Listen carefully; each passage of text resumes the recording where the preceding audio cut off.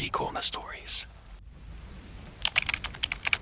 Hey everyone, welcome back to CreepyCorner stories. You know, diving into the dark web is always risky, but sharing these stories with you makes it worth it. I'm curious, where are you watching this from right now? Let me know in the comments below. I noticed that these kind of stories hit differently depending on where you are. It might make the experience a little creepier. So tell me, are you watching from the safety of your home or somewhere less secure?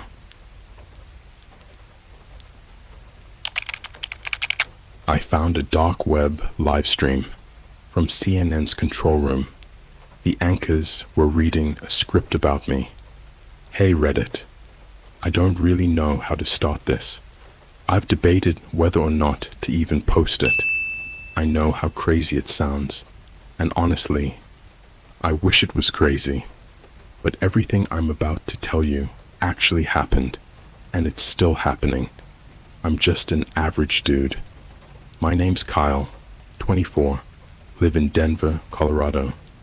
I work part-time at a Starbucks and do freelance video editing for some small YouTubers. I'm not some deep web hacker or anything like that, but like most people my age, I get curious, and sometimes curiosity turns into obsession. That's exactly what happened here. It started out like any other night. I was watching YouTube in bed, one of those animated horror stories channels, like Here's My Story, or those weird AI-voiced true stories with creepy animation.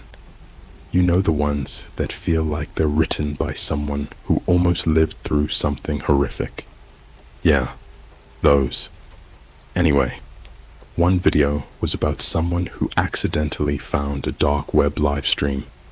And I know, most of that stuff is fake or exaggerated, but something about it stuck with me. It mentioned a browser called Tor, and this ancient-looking forum called the Midnight Road. I'd heard of Tor before, of course. It's how people access the dark web, where you can apparently find everything from illegal weapons to organs to full-on Hitman services, or so the rumors go. I never thought I'd actually go there, but that night, I did. I downloaded Tor using a guide I found on Reddit. It wasn't as hard as I expected, honestly. After about an hour, I was browsing some sketchy forums, all black background and green text, straight out of a 2000 hacker movie. Most of the sites were dead or filled with garbage. Half the links didn't even work, but one forum stood out, midnightroad.onion.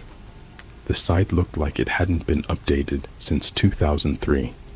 No graphics, just a list of links with vague titles like Exit Interview, Eyes Open, and Real Time. I clicked on Real Time. It took me to a black screen with a red circle in the center, slowly pulsing. Beneath it, a timer counted down. 0, 0, 0, 512, just over 5 minutes. There was a chat on the side, like legit live chat, but everyone was using weird usernames like 7 Shade Wolf, Mirrors Ein May, Control Room. The messages were cryptic. It's starting. Another script tonight. Will he see it this time? This is the one. Don't look away. I stayed, because of course I did. I thought it was just a weird ARG or some LARP thing. When the countdown hit 0, the screen glitched, like old VHS static, and then faded into a live video feed. And I swear, on everything, it was CNN's control room. I recognized it immediately because I had actually worked as a PA intern at a local affiliate in college.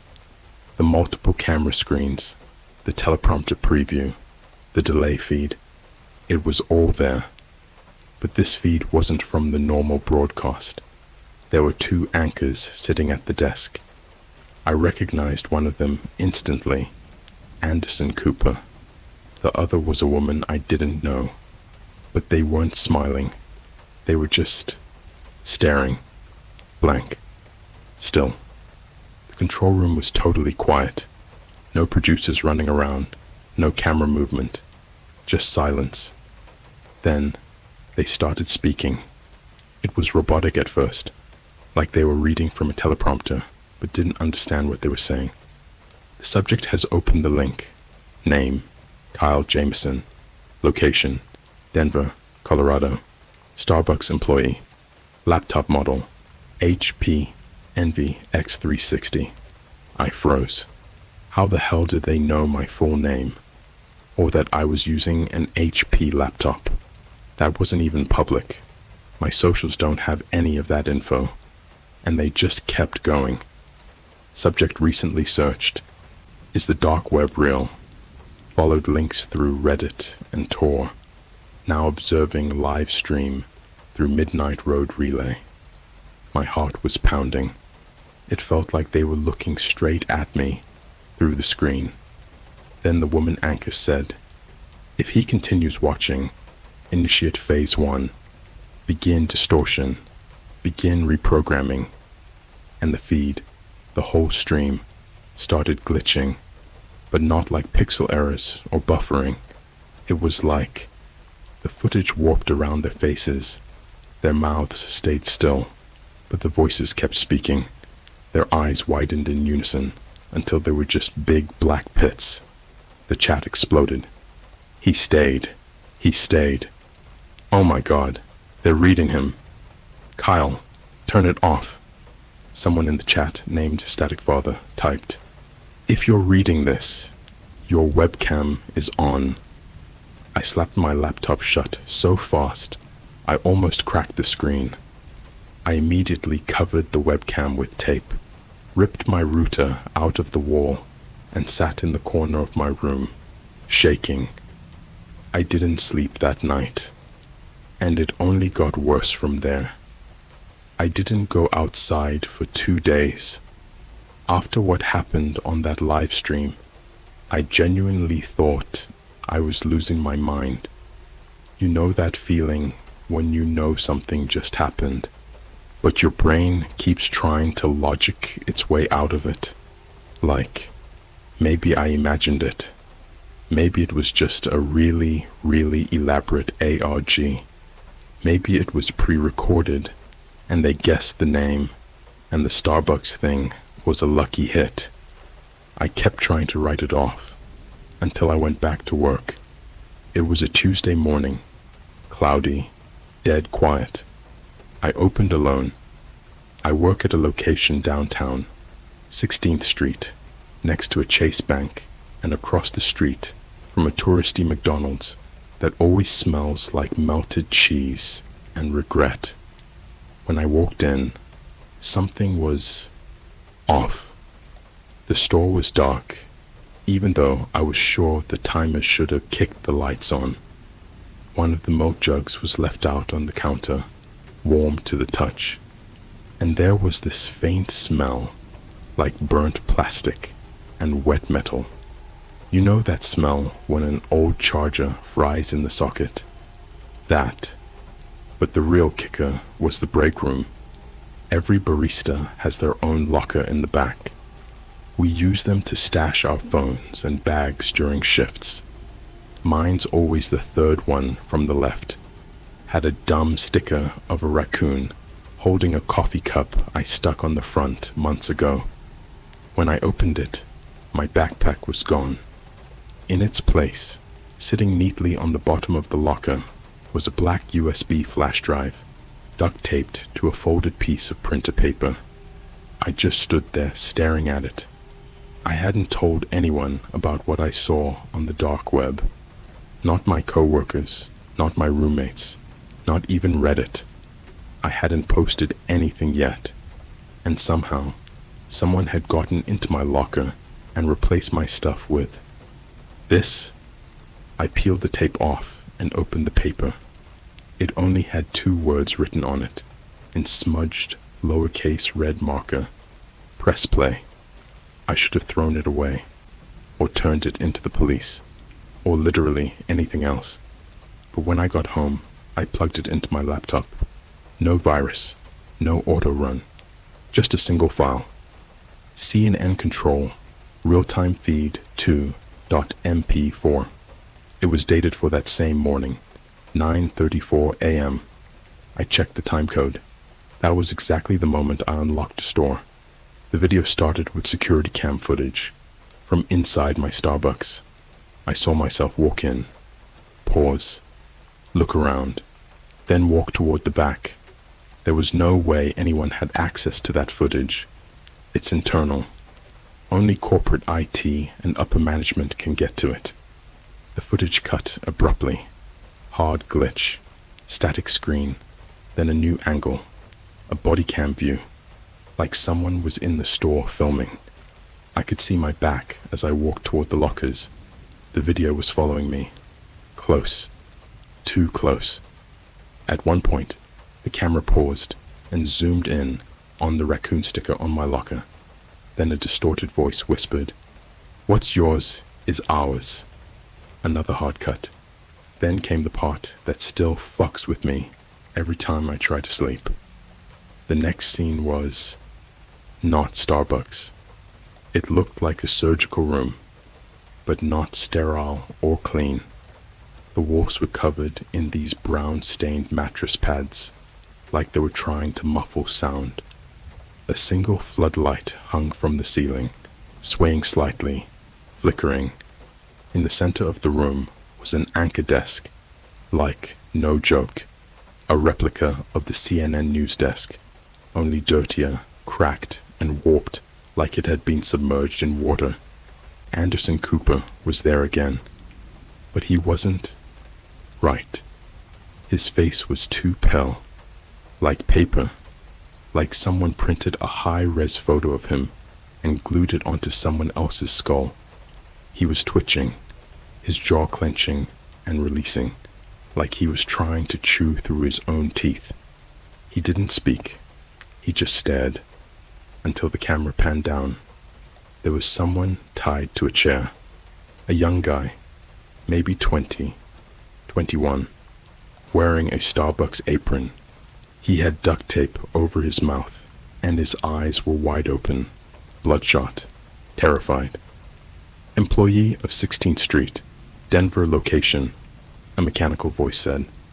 "Violation of observation protocol. Unauthorized contact with subject Kyle Jameson." I wanted to puke. The tape didn't show what happened next. It let me hear it. I heard the sound of bone cracking, the sickening squeal of a metal object being dragged across the floor, a man's muffled screaming behind the tape, and the voice again. "One team, one vision, no leakers." The video ended with 5 seconds of black screen. Then, phase 1, complete. The next morning, a DM popped up on my Instagram. The account was blank. No posts, no followers, no icon. It just said, "Starbucks break room. Check behind the locker panel." My stomach dropped, but I had to look. I went in early again, before my shift started. No one else was there. I pried off the back panel of my locker. It was just a thin piece of particle board held in by 4 screws. Taped behind it was a Polaroid. It showed the guy from the video, the barista, only he wasn't tied to a chair anymore. He was lying on the floor. His eyes were still open, but they weren't looking anymore. His apron had been stuffed into his mouth and carved into his chest. Not written, carved, were the words, "You're next." I reported it to my manager, told her someone was messing with me. She checked the cameras. Guess what? The entire day's footage was gone. Just a 12-hour stretch of pure black. Corporate said it was a server error, that it happened sometimes, but I could tell by the way they paused when I asked if the break room footage was backed up that they were scared too. and then they transferred me. No explanation. Just an email saying I'd been relocated for safety. Safety from what? That night, another flash drive showed up. This time, it was slid under my apartment door. No note, no tape. Inside was another video file, but this one was titled Preview Phase 2. And this time, they weren't just watching me. They were following my friends. There's this feeling no one talks about. Not real fear, not panic, but something colder. Like your own organs suddenly don't trust you. When your bones feel like they're trying to shrink out of your skin and your ears start ringing, like they're warning you something before your brain catches up. I felt that when I opened the second flash drive.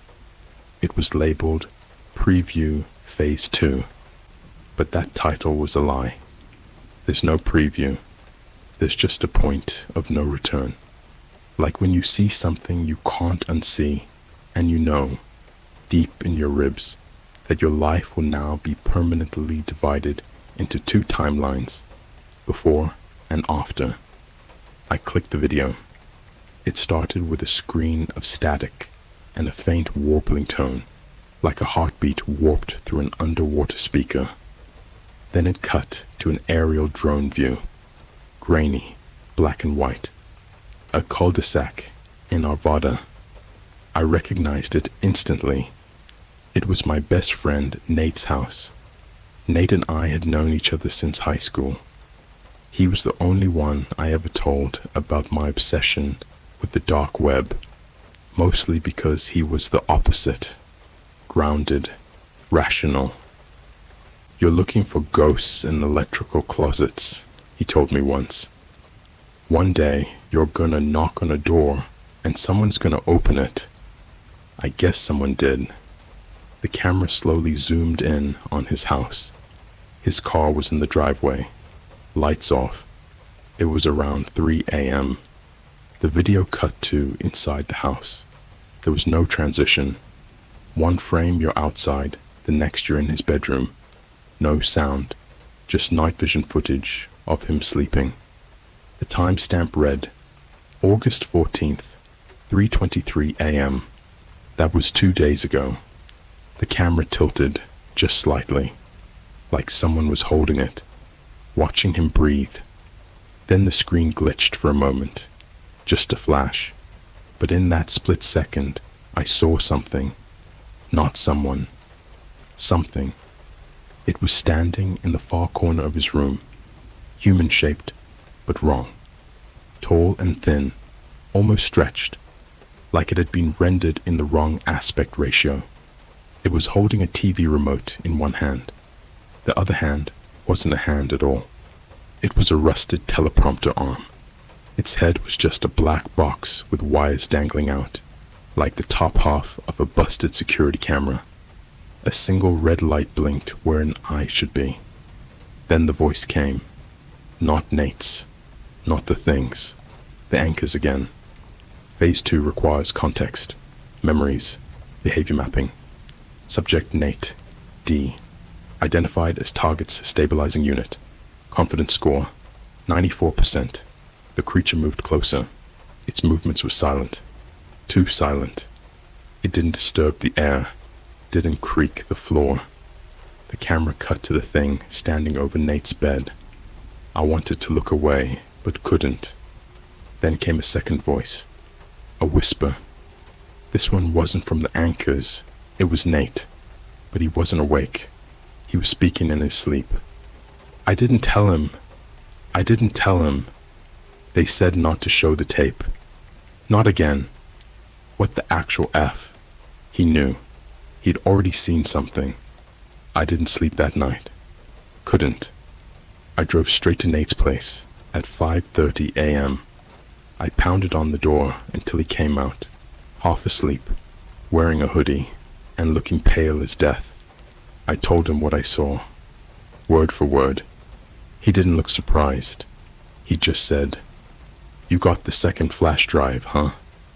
I asked him what the hell was going on. What he meant by again. He sat down on the porch steps and pulled out his phone. 9 months ago, he said, before you ever touched the dark web stuff, I was on a Discord call with someone from Reddit, some ARG server.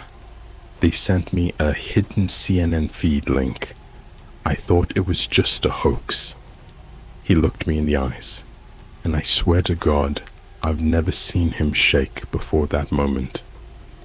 They were reading from my college essays, word for word, and one of them said, if I ever warned anyone, I'd be reassigned to a mirror subject. They said I'd be watched by myself. He took out a crumpled Polaroid from his hoodie pocket and handed it to me. It showed him sitting in this exact pose on the same porch steps, but there was one difference. There was no house behind him, just a black void, like he was sitting on the porch in a world where nothing existed. The note on the back said, "This is what happens when you tell." I begged him to leave town with me. Just pack a bag, get in the car, drive until the GPS couldn't find us anymore. He agreed. We never made it past the highway. About 20 minutes outside the city, every single billboard lit up at once. Not ads, not directions. All of them had the same picture. A still frame from the drone video of Nate's house. Underneath it, in bold white block letters, missing context detected. Do not proceed. Then our phones lit up. At the exact same second, we both got a text from an unlisted number. Your camera is now a teleprompter. Read carefully. Nate's phone locked on that screen. Mine started recording by itself. And then, I couldn't move. Like, literally. I couldn't lift my hands. My mouth went dry, like I'd swallowed chalk. My eyes started tearing up, and I wasn't even crying. It was like something was rehearsing inside me. Then, through the car speakers, without Bluetooth, without AUX, without anything, Anderson Cooper's voice again. This is Kyle Jameson, and I approved this message. I regret exposing Nate to this feed.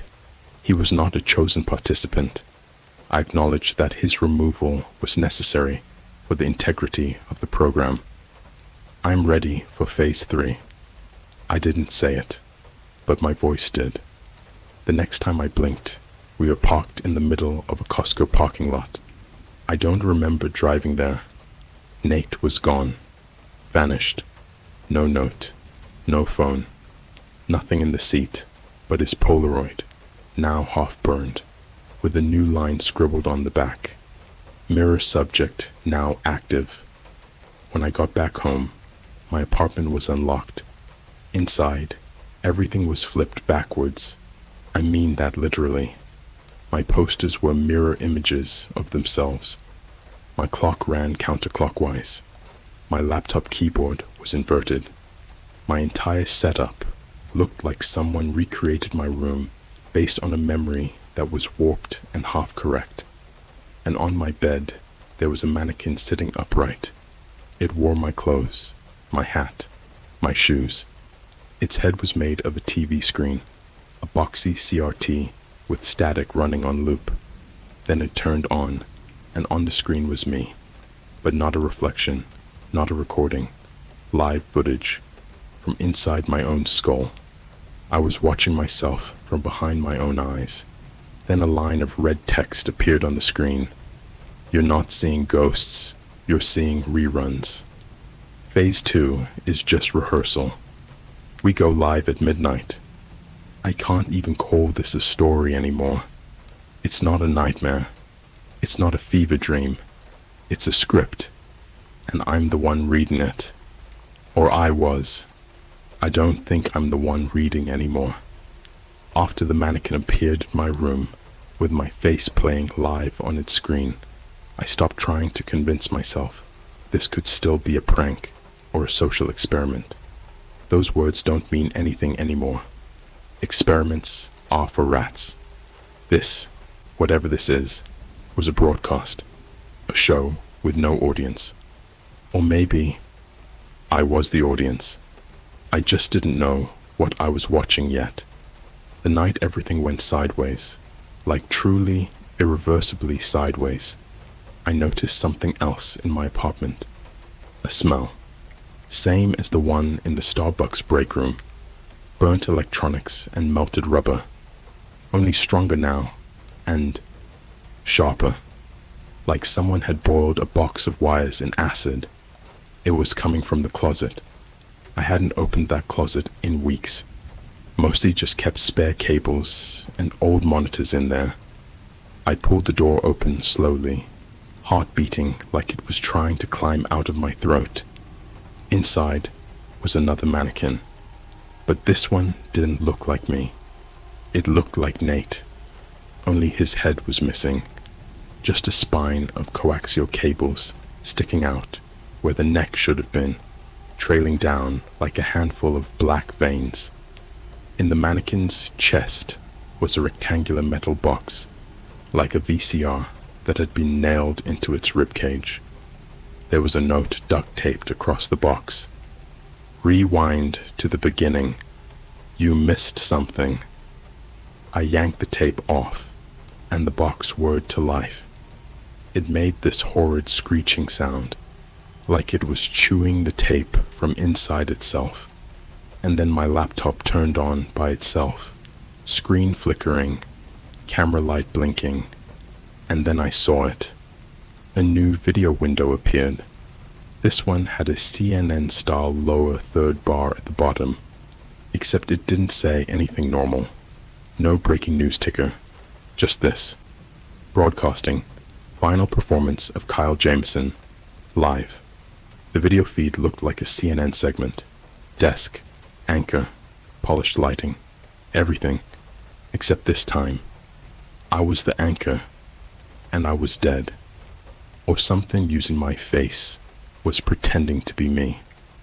It stared straight into the camera with glassy eyes and a half-slumped posture, like a puppet being controlled by invisible strings. Its head twitched every few seconds, like a corrupted animation loop. It began to speak in a monotone voice, lips barely moving. Good evening.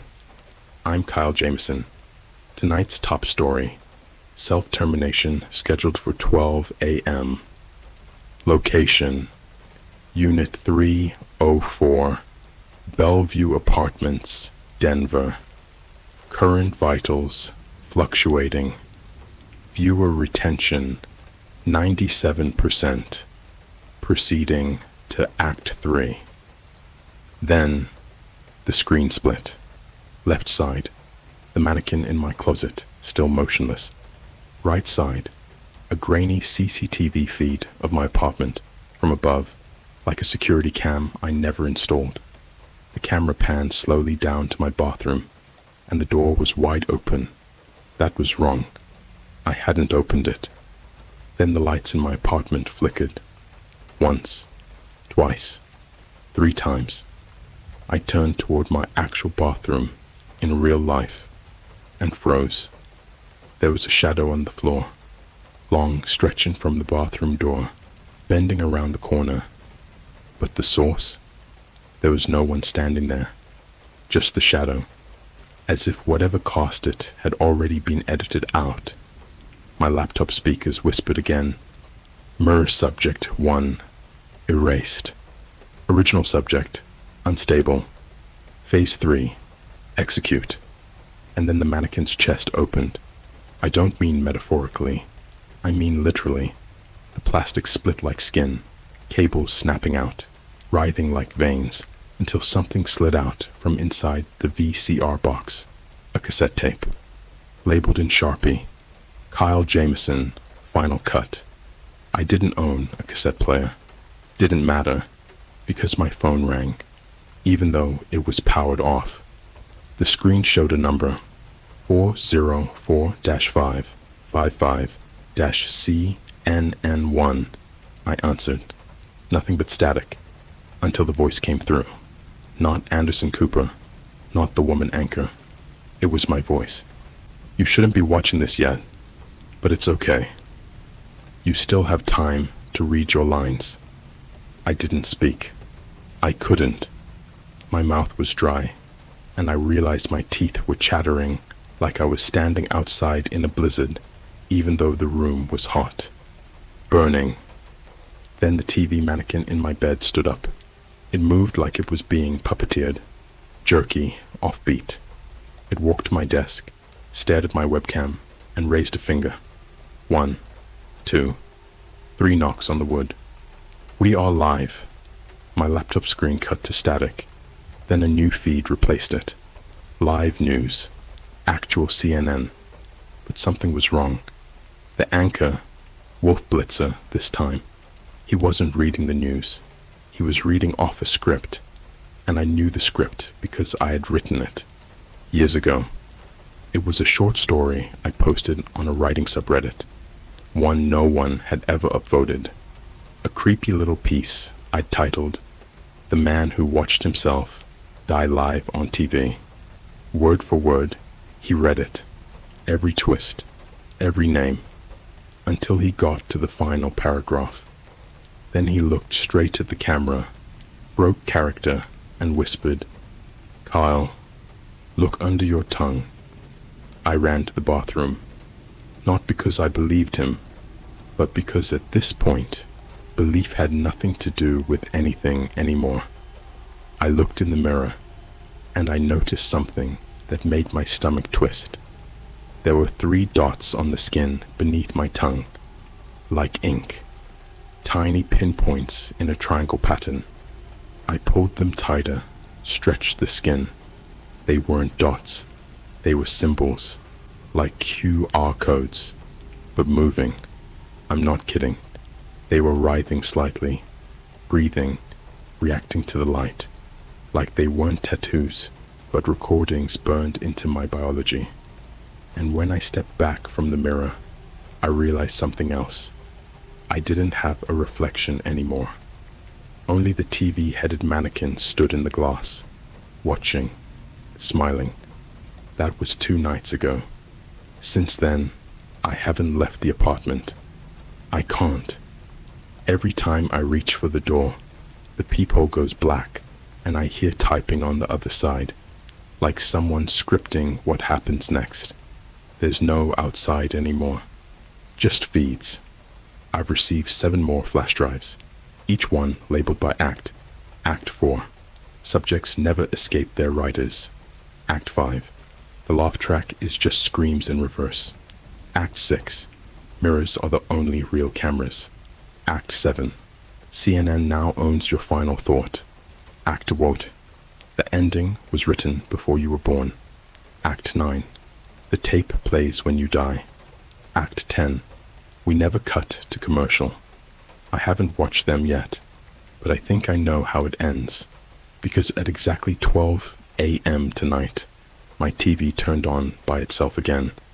Only one thing played. It was the emergency broadcast system. Red screen, white text, no tone. Your broadcast slot is reserved. You have been cast. Do not disappoint the viewers. Then the final message. Act 11. Goes live tomorrow. Stay tuned. It's 11:58 p.m. 2 minutes until the final broadcast begins. My apartment is darker than it's ever been. Not because I turned the lights off. They just stopped responding. The switches don't click. The bulbs don't even hum. It's like the electricity is still there, but now it's being redirected somewhere else, somewhere below the walls where the signals breathe. Even the clocks stop ticking. Every screen in here, from my microwave to my phone to the goddamn washing machine display, just shows one thing now. Stand by for Act 11. And I know, without checking, that somewhere, someone else is reading those same words right now. Maybe you. I have to get this down before it begins, because once the final act starts, There won't be a rewind button. There never was. The flash drives, they were never flash drives. Not really. I pried one open tonight. The inside wasn't electronics. It was flesh. A rolled up strip of raw skin, thin and translucent, like film negatives, imprinted with microscopic text. Under the lens of my webcam, it spelled out, "Fake data is still data. Every frame is a function. Eyes are cameras too." That's when I realized I hadn't been watching the broadcast. I had been streaming it the whole time. Everything I saw, everything I heard, everything I thought, the flickers of paranoia, the nausea, the shivers at 3 a.m., they were all just inputs for a feed that was being compiled in real time. That dark web live stream, it was me. CNN wasn't broadcasting to viewers. They were recording blueprints, emotional blueprints, mental geography. The anchors weren't reading a script about me. They were reading a script written from me. Like I was an index of trauma, they had extracted one line at a time. And tonight, the edit is done. 11:59 p.m. My laptop screen flickers to life. The familiar red circle pulses at the center. The countdown is back. 0, 0, 0, 0, 60, and counting down. A new window opens. No URL, no browser. Just a full screen player titled Final Cut, Live to Worldwide Audience.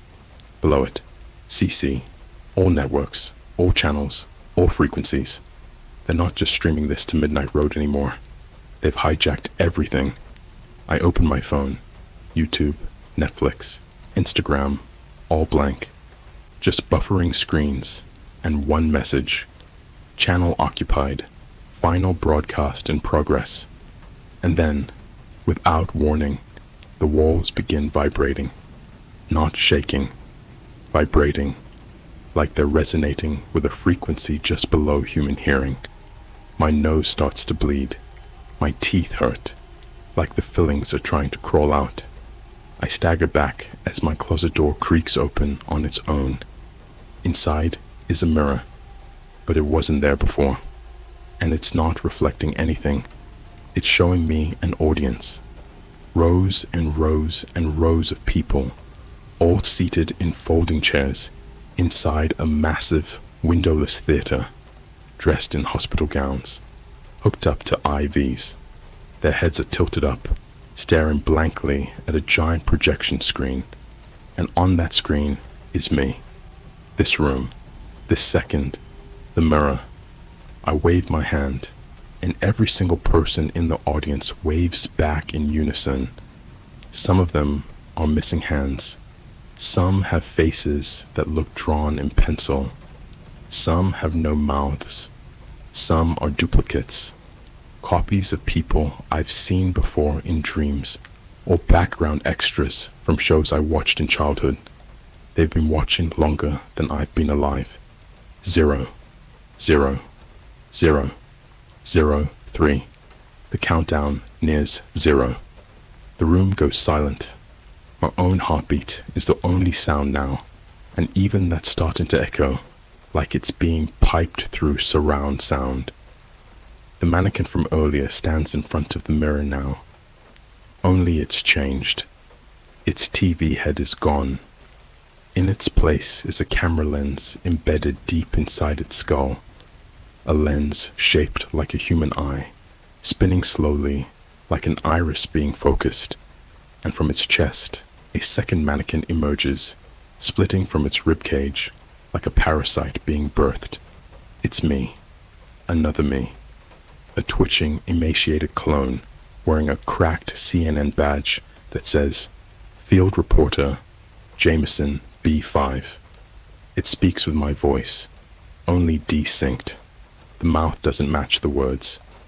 We interrupt this regularly scheduled program to remind you that you were never in control. You were always the camera.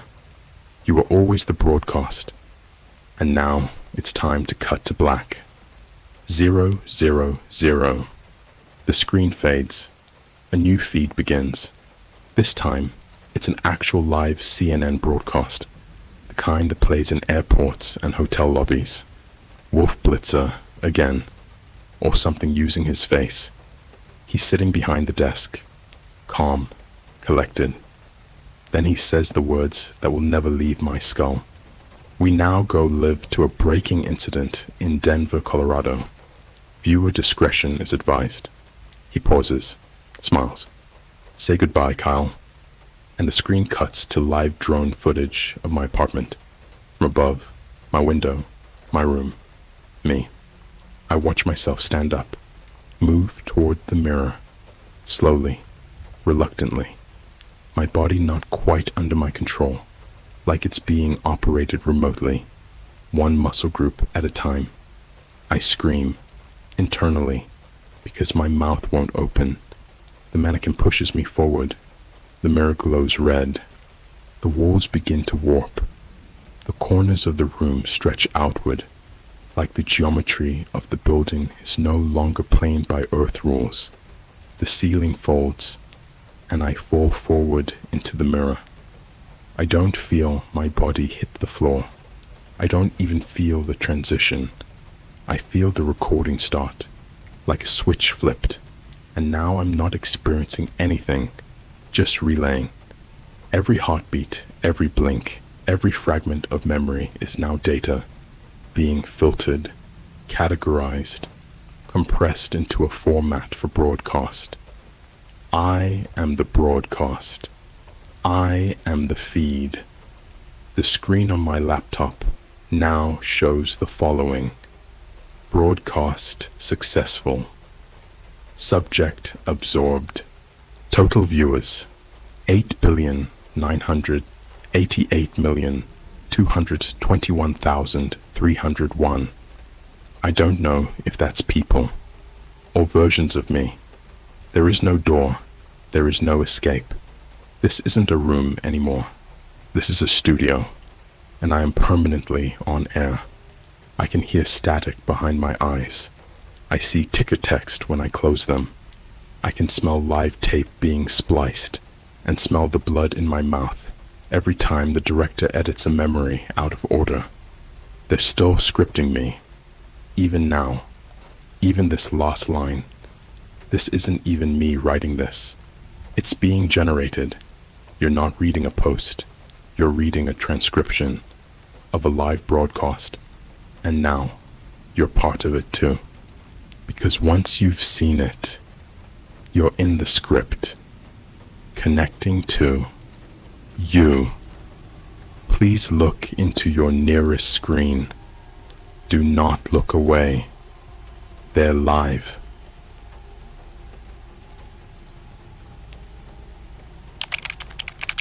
A hitman on the dark web offered me a discount if I chose my own weapon.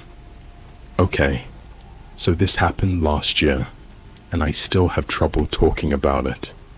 But whatever, I've been seeing so many weird stories floating around lately, and I feel like if I don't get this off my chest now, I never will. And if something does happen to me, I want this to be out there. You know, just in case. Anyway, what I'm about to tell you sounds like something out of a horror movie, or maybe some animated story you'd see on a YouTube channel at 3 a.m. But I swear on everything, this is 100% real. I have screenshots, voice recordings, and even an SD card that's still sitting in a safe at my cousin's place. And yeah, the cops are involved, but I'll get to that later. Let me start from the beginning. I'm a pretty average dude, mid-20s, living alone in a small apartment just outside of Chicago.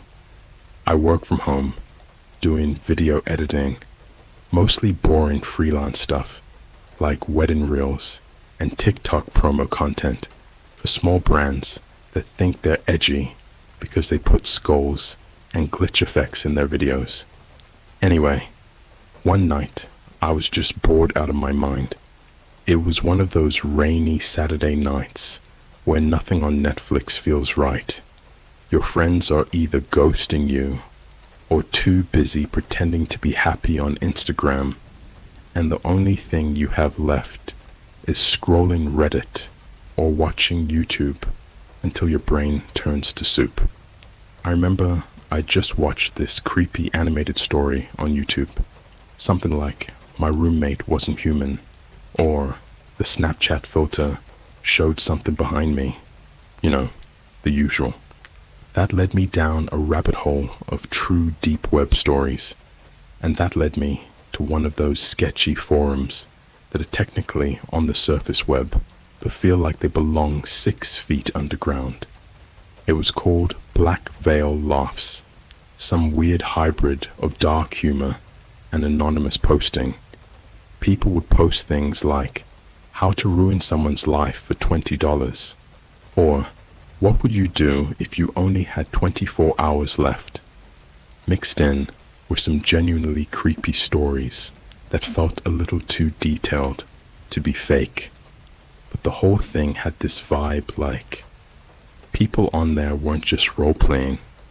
I thought it would be funny to mess around a little, not in a trolling way, but like I wanted to see how far I could push it without actually doing anything illegal. So I made an account at Neon Drifter 23. Cringy, I know. I posted this dumb thread titled, "If I had to choose my own way to die, I'd let a hitman use a McDonald's straw." I wrote this little fake story about how I was such a clown. If I ever had a hit out on me, I'd want it to be ridiculous, like a hitman duct taping a McDonald's straw to a Nerf gun and assassinating me from a rooftop near a Starbucks. You know, just straight up Luna style absurd. People started replying, laughing, saying I was unhinged. Some gave even funnier suggestions, like get drowned in a venti iced caramel macchiato, or choked out with a Chick-fil-A sauce packet. It was funny, at first, until someone DM'd me. No username, just a black profile picture. The message was simple. Discount available if you supply your own weapon. I stared at it for a second, confused, and then laughed. I figured it was just some edgy troll. I replied with a clown emoji and said, "Okay, cool. What's your Venmo?" They replied almost immediately, "Bitcoin only. We don't use clown apps." Then they sent a link. I'm not gonna share it here. I'm not trying to get this post taken down, but it was a .onion link. I knew what that meant. The dark web. Now, look, I'm not some hacker genius. I've used Tor before to explore weird conspiracy sites, and once found a site that live-streamed empty rooms around the world, but nothing ever felt real. This did. Curiosity got the best of me. I downloaded Tor, plugged in the link, and it brought me to a black page with white pixelated text. It was literally titled, "The Menu." No joke. The page had an intro message that said, "Welcome to the menu. Hungry for vengeance. We serve justice, cold and personal. Discount available if you choose your weapon." At first, it still felt like a joke. The kind of edgy ARG that some YouTuber would make a 5-part series about, and then reveal in the finale that it was all a social experiment. But this wasn't a game. It had too many layers. There were drop-downs, prices, regions, knife, standard, $5,000, pistol, untraceable, $10,000, strangulation, custom, $7,500, creative options, user-supplied weapon, $3,000. Yes, you read that right. You could literally get someone killed for less than the price of a new iPhone if you pick the murder weapon yourself. I sat back in my chair, actually feeling my stomach twist a little. I'd never seen anything like it. And it wasn't like this was some red and black glitchy site with skulls and loud music. It was clean, minimalist, like Uber for death. Then I saw something that really shook me.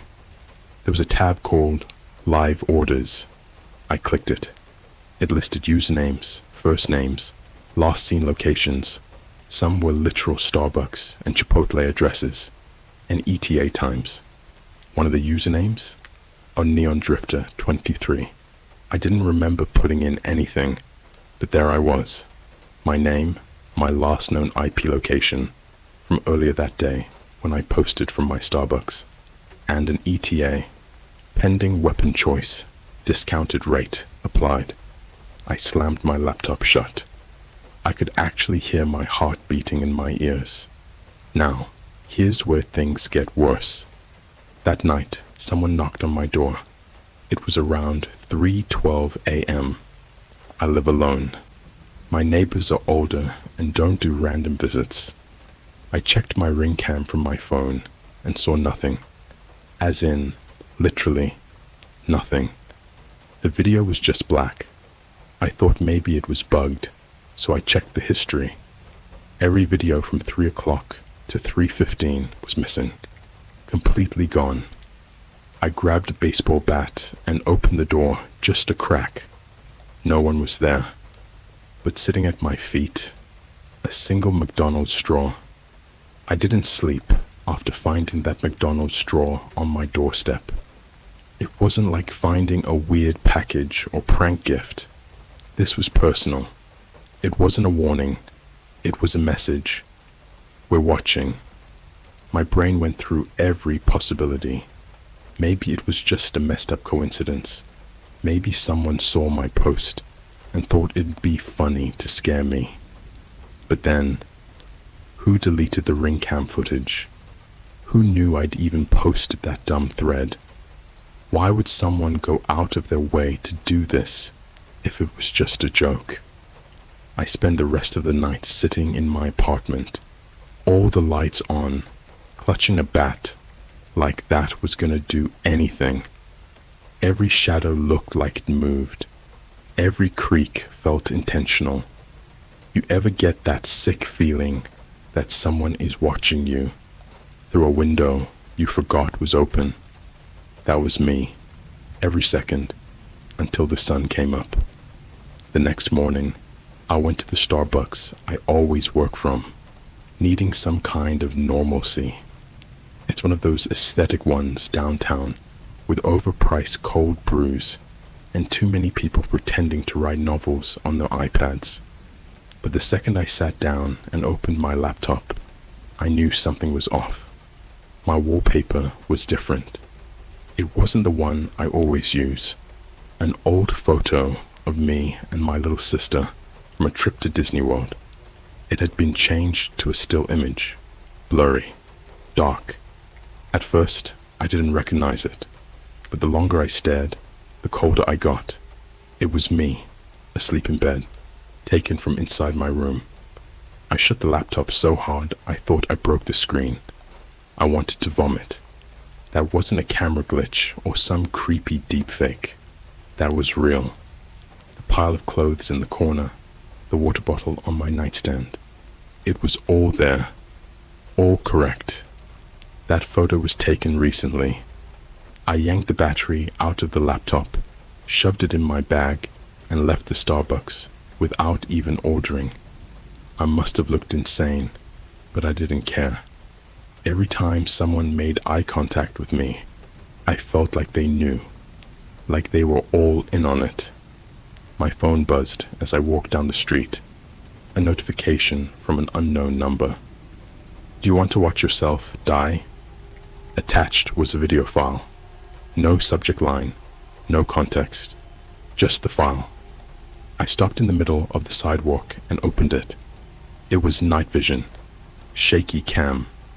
At first, it just showed the inside of a room. My room. The camera was moving slowly, like someone was creeping forward while recording. Then it panned to my bed. There I was, dead asleep, completely vulnerable. The camera got closer. closer. Then it paused, as if the person behind the lens was watching me, studying. You could hear them breathing, slow and steady, like they were savoring the moment. Then, in a whisper, so quiet I had to turn the volume up full. Not yet. He hasn't picked his weapon. Then the video cut to black. That's when I realized I had no idea how they got in. My apartment has one door. The windows don't even open all the way. No signs of forced entry. Nothing was stolen. I never heard a thing. I called the police, obviously. They came, took my statement, acted concerned. But here's where it gets worse. The officer took my laptop into a cruiser to examine it. Said he'd call me when they found anything suspicious.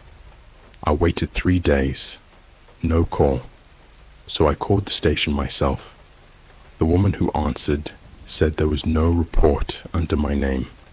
No laptop was logged as evidence. No officer by the name I gave her even worked there. I gave her the badge number from the card he left me. She went quiet, then told me in a very controlled voice, that badge was decommissioned in 2018. Officer found dead in a motel 2 states over. We've had other reports of someone using his name. If that man comes back to your home, do not engage. Leave immediately. Call this number. She gave me a new number. No area code. Just 9 digits. Like it was internal or encrypted. That night, I stayed with a friend. I didn't tell him everything. Just said I thought I was being stalked. He let me crash on his couch. Around 2 a.m., I woke up to the sound of his cat hissing violently at the front door. That cat never hissed, not even when the vacuum was on. I checked the peephole. No one was there, but someone had left something behind. I opened the door carefully. On the welcome mat was a cheap SD card in a clear sandwich bag, along with a note. The note was handwritten, in big looping letters, like a child learning cursive. Choose your weapon. That's all it said. Just that, and the SD card. Against my better judgment, I loaded the SD card into my friend's desktop. Inside were 10 folders. Each folder was named after a type of weapon: hammer, corkscrew, toaster, Ziploc bag, ice cream scoop, bleach, phone charger, toothbrush, Crocs, yes, the shoes. Surprised me. I clicked the first one, hammer. There was a single .mp4 file inside. I opened it. The video started with an eerie, lo-fi recording of classical music. Vivaldi, maybe. In the frame, a man was tied to a chair in what looked like a dim, empty garage. Plastic sheeting on the walls. A camera in the corner with a red blinking light. Then someone walked into frame wearing a giant foam Ronald McDonald mask. He didn't say anything. He just held up a claw hammer and walked toward the man. What happened next, I can't unsee. I won't describe it in detail, but let's just say it was methodical. No screaming. The man couldn't scream. His mouth was duct taped shut. It wasn't rage. It was practice. Like whoever was doing it had done this dozens of times before. At the end, Ronald turned to the camera and held up a whiteboard. On it was my Reddit username. At Neon Drifter 23, I backed away from the screen like it was radioactive. That's when my friend walked into the room and saw my face. He asked what was wrong. I told him, and like any sane person, he told me to go to the FBI. I did, or at least I tried. The building was there. The security was tight. I walked in and asked to speak to someone about a dark web threat. The woman at the front desk gave me a look. Not confusion, not disbelief. Pity. She asked for my name. When I gave it, her fingers froze on the keyboard. "One moment, please." She left the desk and never came back. I sat there for maybe 10 minutes before two men in suits approached me. No badges, no introduction, just dark suits, sunglasses, and that expression like they already knew everything. One of them sat next to me and said, "You opened the menu, didn't you?" I nodded, confused. The other leaned in close and whispered, "That's not a website. It's a contract. You aren't just browsing. You're involved now, and they don't like browsers." He handed me a phone. Burner. Old school flip. If you see the clown, run. I haven't been home in 4 weeks. I move constantly. Different hotels, different states. I never stay in one place for more than a day. I only use cash. I haven't touched my old phone. I sleep during the day and stay awake at night because I'm scared he'll come when I'm dreaming. Last week, in a motel in Denver, I found another package under the bed. It wasn't addressed. It was just there, like it had been waiting for me. Inside was a tiny black and white TV. Old, analog, static humming. As soon as I plugged it in, it clicked on by itself. The screen showed a live feed of my childhood bedroom. Empty. Then the clown walked into frame. He stared at the camera, then raised a giant, bloody toothbrush and whispered, "This one's on the house." The smell hit me first.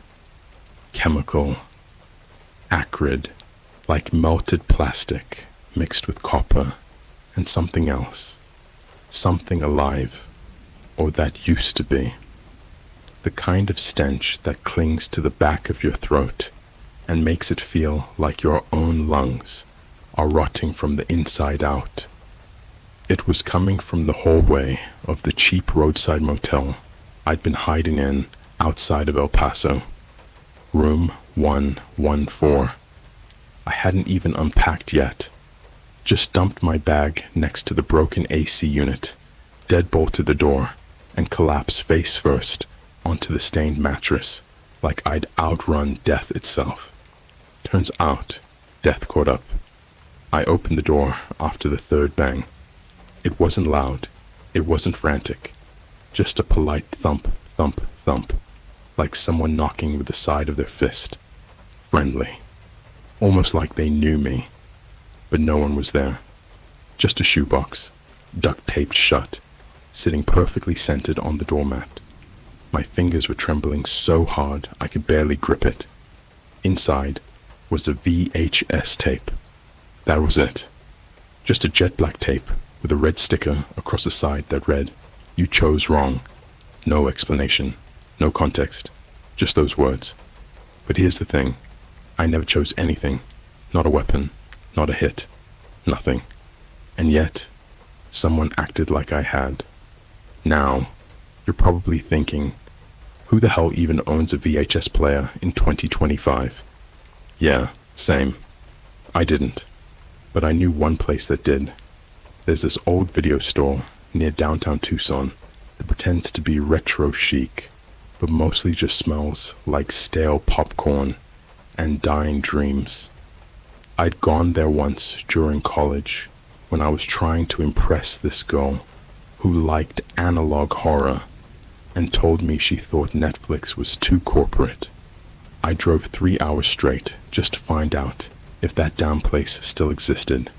It did, but it wasn't the same. First off, it was open at 2:43 a.m. Second, it was completely empty. No music, no cashier, no background noise at all. Just the hum of fluorescent lights and the distant flicker of a CRT TV that was turned to static in the corner. There was a sign taped to the checkout counter. "Drop your tape. Play alone. Don't turn around." I stood there staring at it for a long time. I didn't want to do it, but I had to. If I didn't figure out what this tape was, I knew I'd never sleep again. I found a player in the back room labeled Staff Only. I put the tape in, and I watched.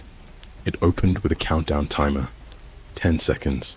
White numbers over black. No music, no sound. Just that. When it hit 0, the screen cut to handheld footage of a subway tunnel. Dim yellow lights buzzed above, barely flickering to life. The camera slowly panned across the tiled walls. Graffiti everywhere. Tags in every language. Some I couldn't even read.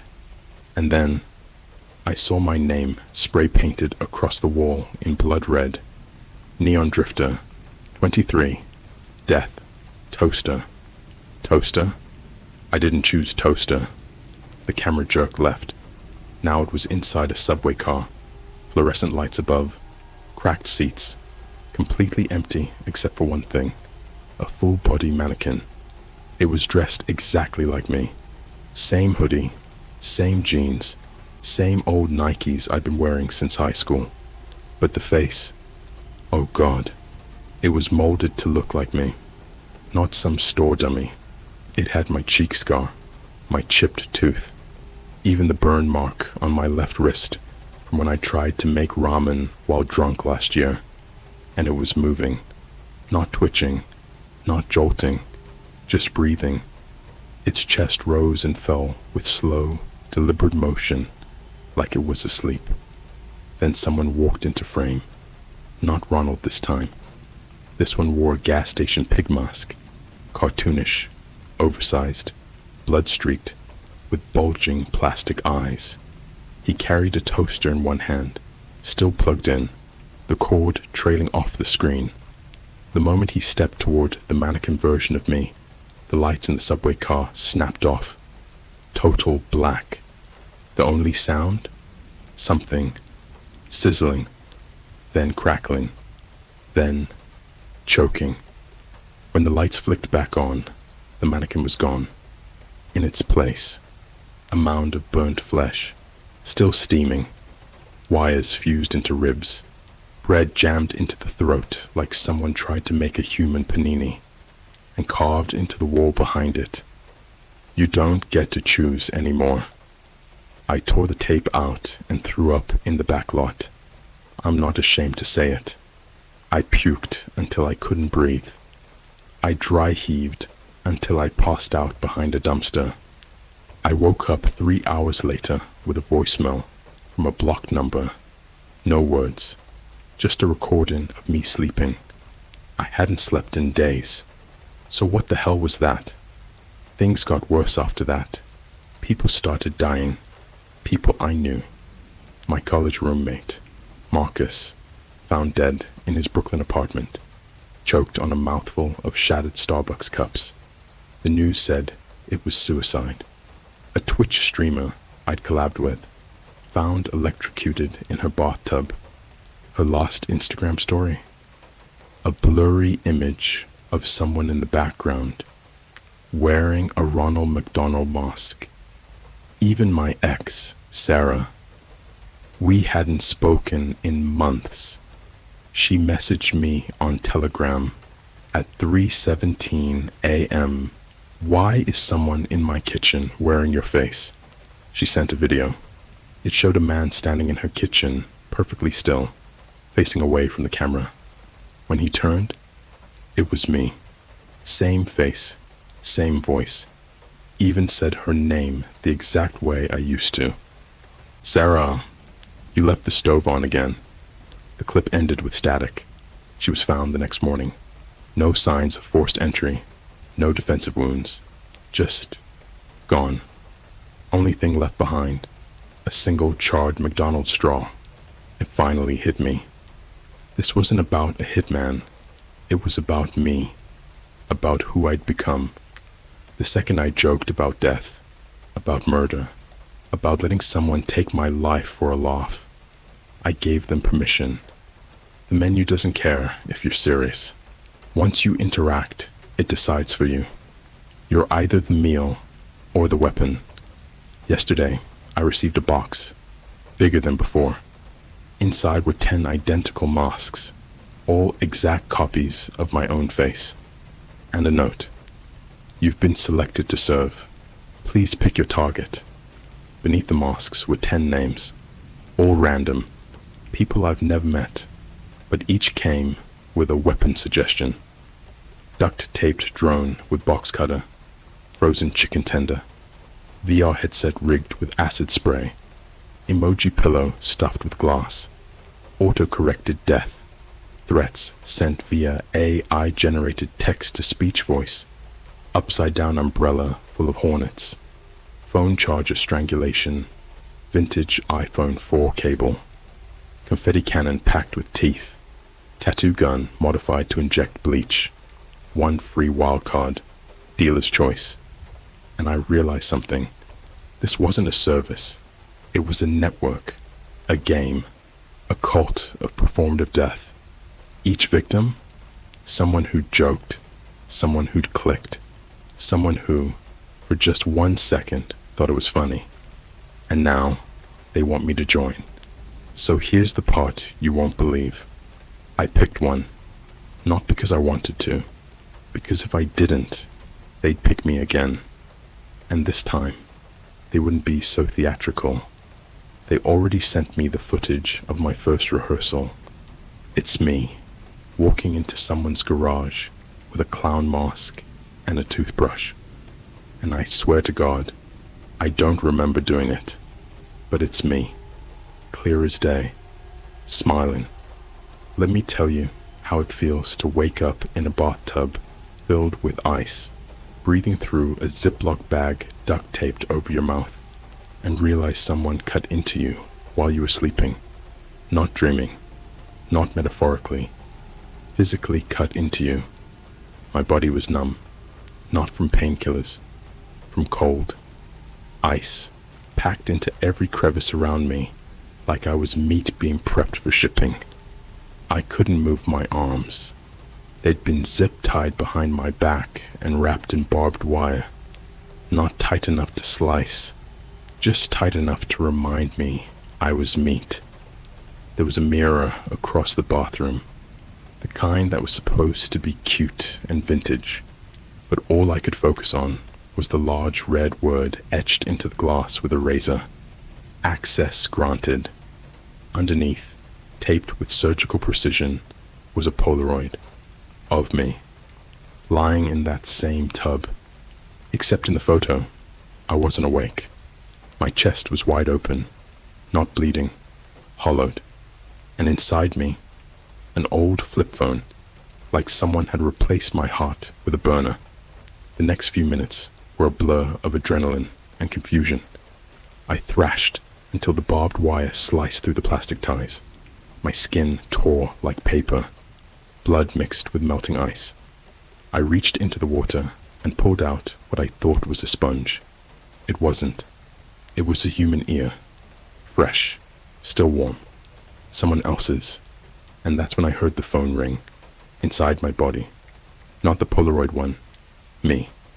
It was inside me. I could feel it vibrating beneath my ribs. I collapsed. When I woke up, I was on a couch, somewhere warm, blurry. There was a woman humming beside me. She was feeding me ice chips from a McDonald's cup. She wore hospital scrubs, but her name tag said, "Hi, I'm nobody." Her hair was wet. Her eyes didn't blink in sync. She whispered, "They put it in you, like they do with all of us. The phone? You're a relay now, a signal tower, a walking contract. That's why the menu wants you alive." I tried to ask where I was, but I couldn't speak. My throat was raw, burned. She pressed her finger to my lips and smiled, wide and cracked. "Shh, you're not ready to speak yet. They haven't finished editing your voice." She turned on a TV with a remote made of bone, and what played next destroyed the last bit of me that believed in coincidence. It was a live stream, low res, grainy, tinted blue. The title bar said, "Upcoming premiere, Neon Drifter 23 goes live in 0666. It showed a stage, like something out of a community theater production of The Purge. Red curtains, cheap folding chairs, glittering ropes strung with human teeth, a single microphone in the center of the stage. Above it hung a large banner that read, "Your skin belongs to us now." Then the audience came in. They weren't walking. They were dragged in. Each person had a burlap sack over their head, duct-taped mouths. Some wore suits, others pajamas. One of them was a child holding a Happy Meal. They were all seated like guests at a twisted wedding. Then the lights dimmed, the curtains opened, and someone wearing my face walked onto the stage. He bowed, then stared straight into the camera. Tonight's performance, Toothbrush, Elegy number 2 in red. What followed wasn't performance. It was execution as art. They dragged up the first guest, an old man, eyes sewn shut, knees shattered. My doppelganger walked over and began brushing his teeth, slowly, methodically, singing a lullaby off-key as blood bubbled from the man's lips. The camera zoomed in. The toothbrush wasn't plastic. It was bone. The bristles, human hair. Each guest was taken, one by one, killed in disturbingly personal ways, tied to their online history. A woman obsessed with aesthetic makeup tutorials was drowned in melted lipstick. A Twitch mod who trolled suicide awareness streams was forced to live react to his own death via face cam. A guy who ran a TikTok prank account was beaten with a ring light while a clown whispered "like" and "share" into his ears. Every person was connected to the menu somehow. Every person had clicked something they shouldn't have, ordered a joke, sent a dare, paid for a laugh, and now they were content. That's when I realized something. My livestream wasn't starting soon. It was already playing, because behind the stage, I saw the mirror from earlier, the bathroom mirror, and in its reflection was me, still in the bathtub, still bleeding, still twitching, which meant that whole scene had already happened. They'd filmed my death before I even woke up, and they were just waiting to air it, waiting for the right time. The woman in scrubs leaned down again and whispered, "They're waiting for you to pick again. Every hitman must return the favor." She handed me a black envelope. Inside was a single photo. It was you. Yes, you. Reading this.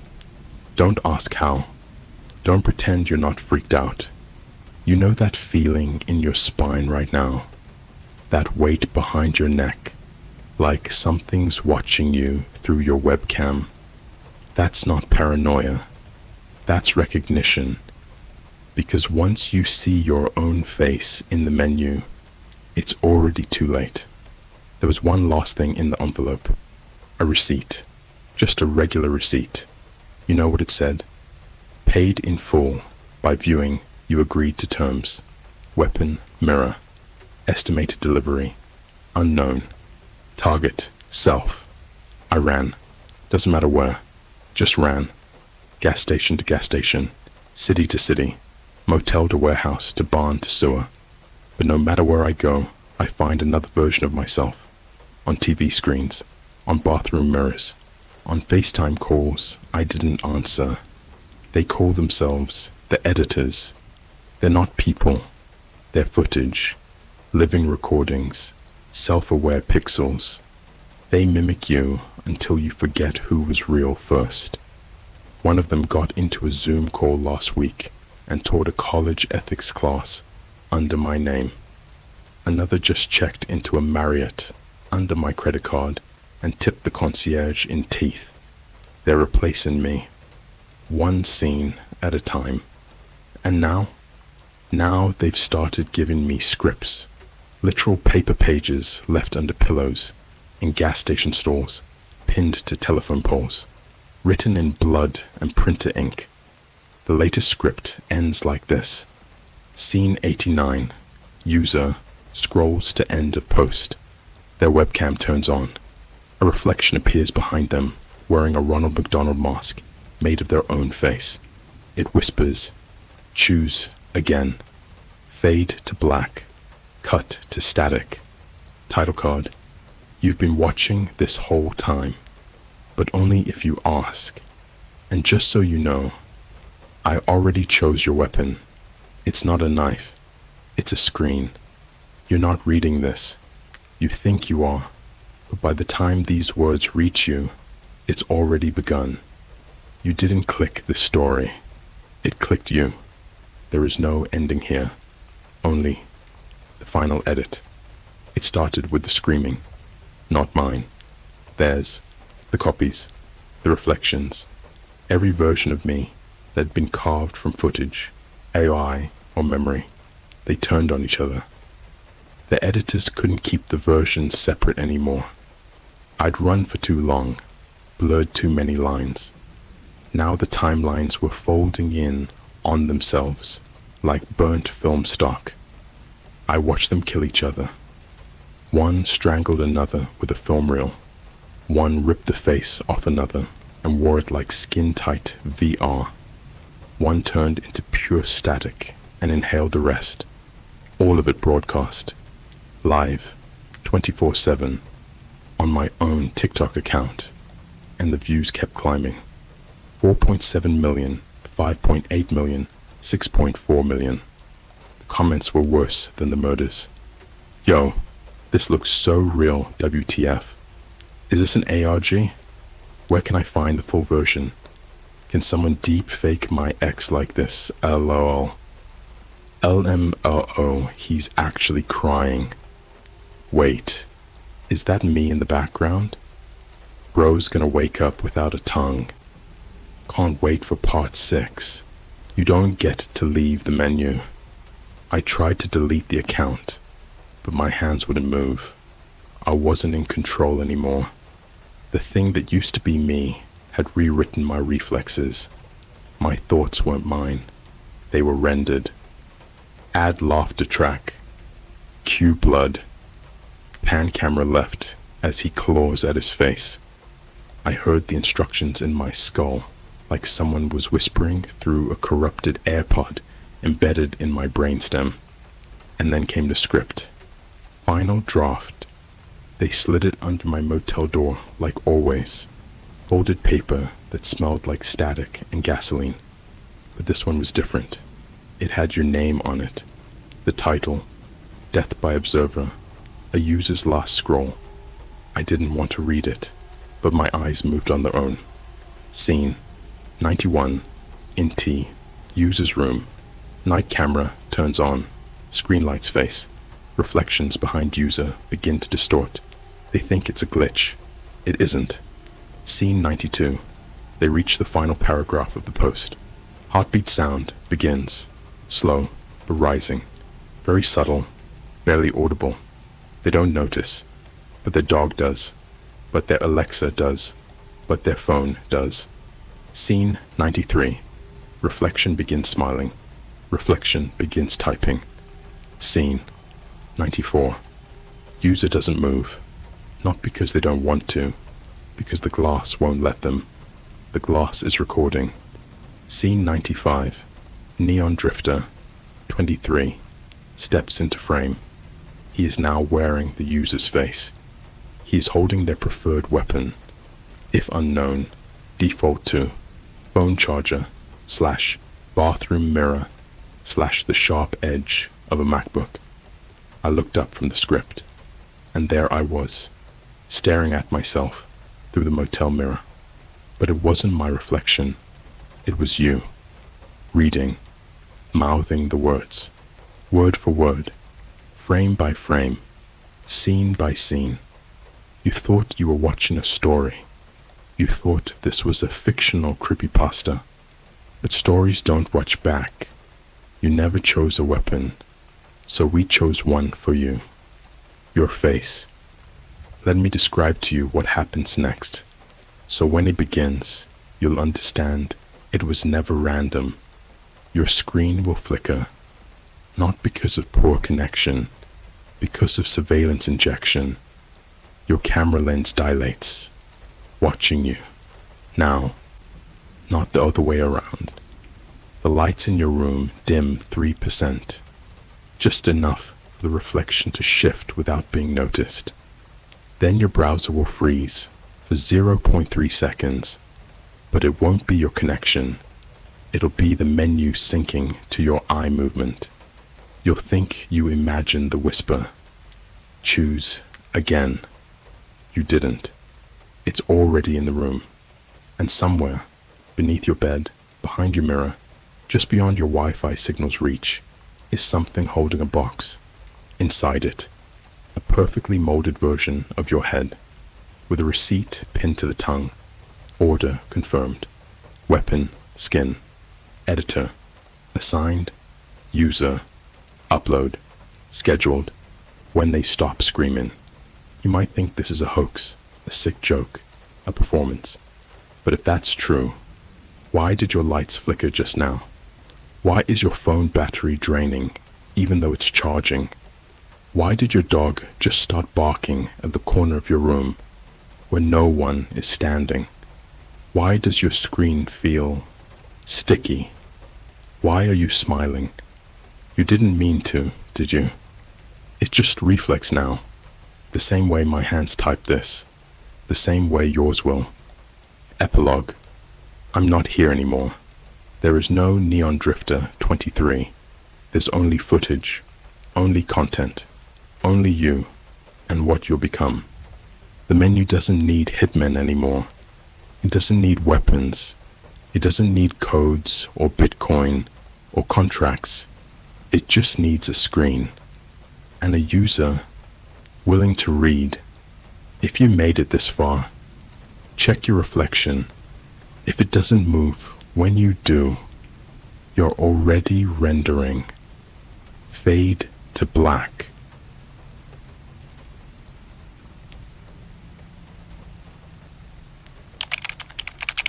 I joined a dark web group chat about monsters. One of them sent a photo standing in my hallway. Alright, so I know how this sounds already. Oh, dark web monsters. Spooky hallway photo. Totally real story, bro. Trust me, I get it. I wouldn't believe me either if I hadn't lived through this. And I'm not saying this like I'm some Reddit horror novelist trying to farm karma. I'm saying this because I'm genuinely scared for my life, and I need someone out there to hear what I'm about to say. I'm just a normal 20-year-old dude. I go to college in New Jersey, live off campus with 2 roommates, both chill guys. I'm not super into the whole deep, dark web lore like a lot of YouTube kids. I'm more of a late-night TikTok scroller, Reddit thread reader, weird side of YouTube watcher kinda guy. But around 2 months ago, I stumbled on this YouTube channel. No joke, it had like maybe 900 subs, and the entire thing was just screen recordings of dark websites. No narration, no commentary, no music. Just pure raw footage of someone browsing the sketchiest corners of the internet. One video, in particular, caught my attention. It was titled, Chat Logs 05 Real Monsters. Clickbait, right? That's what I thought. But the comments were filled with timestamps and people freaking out about specific lines of text. Like, 112.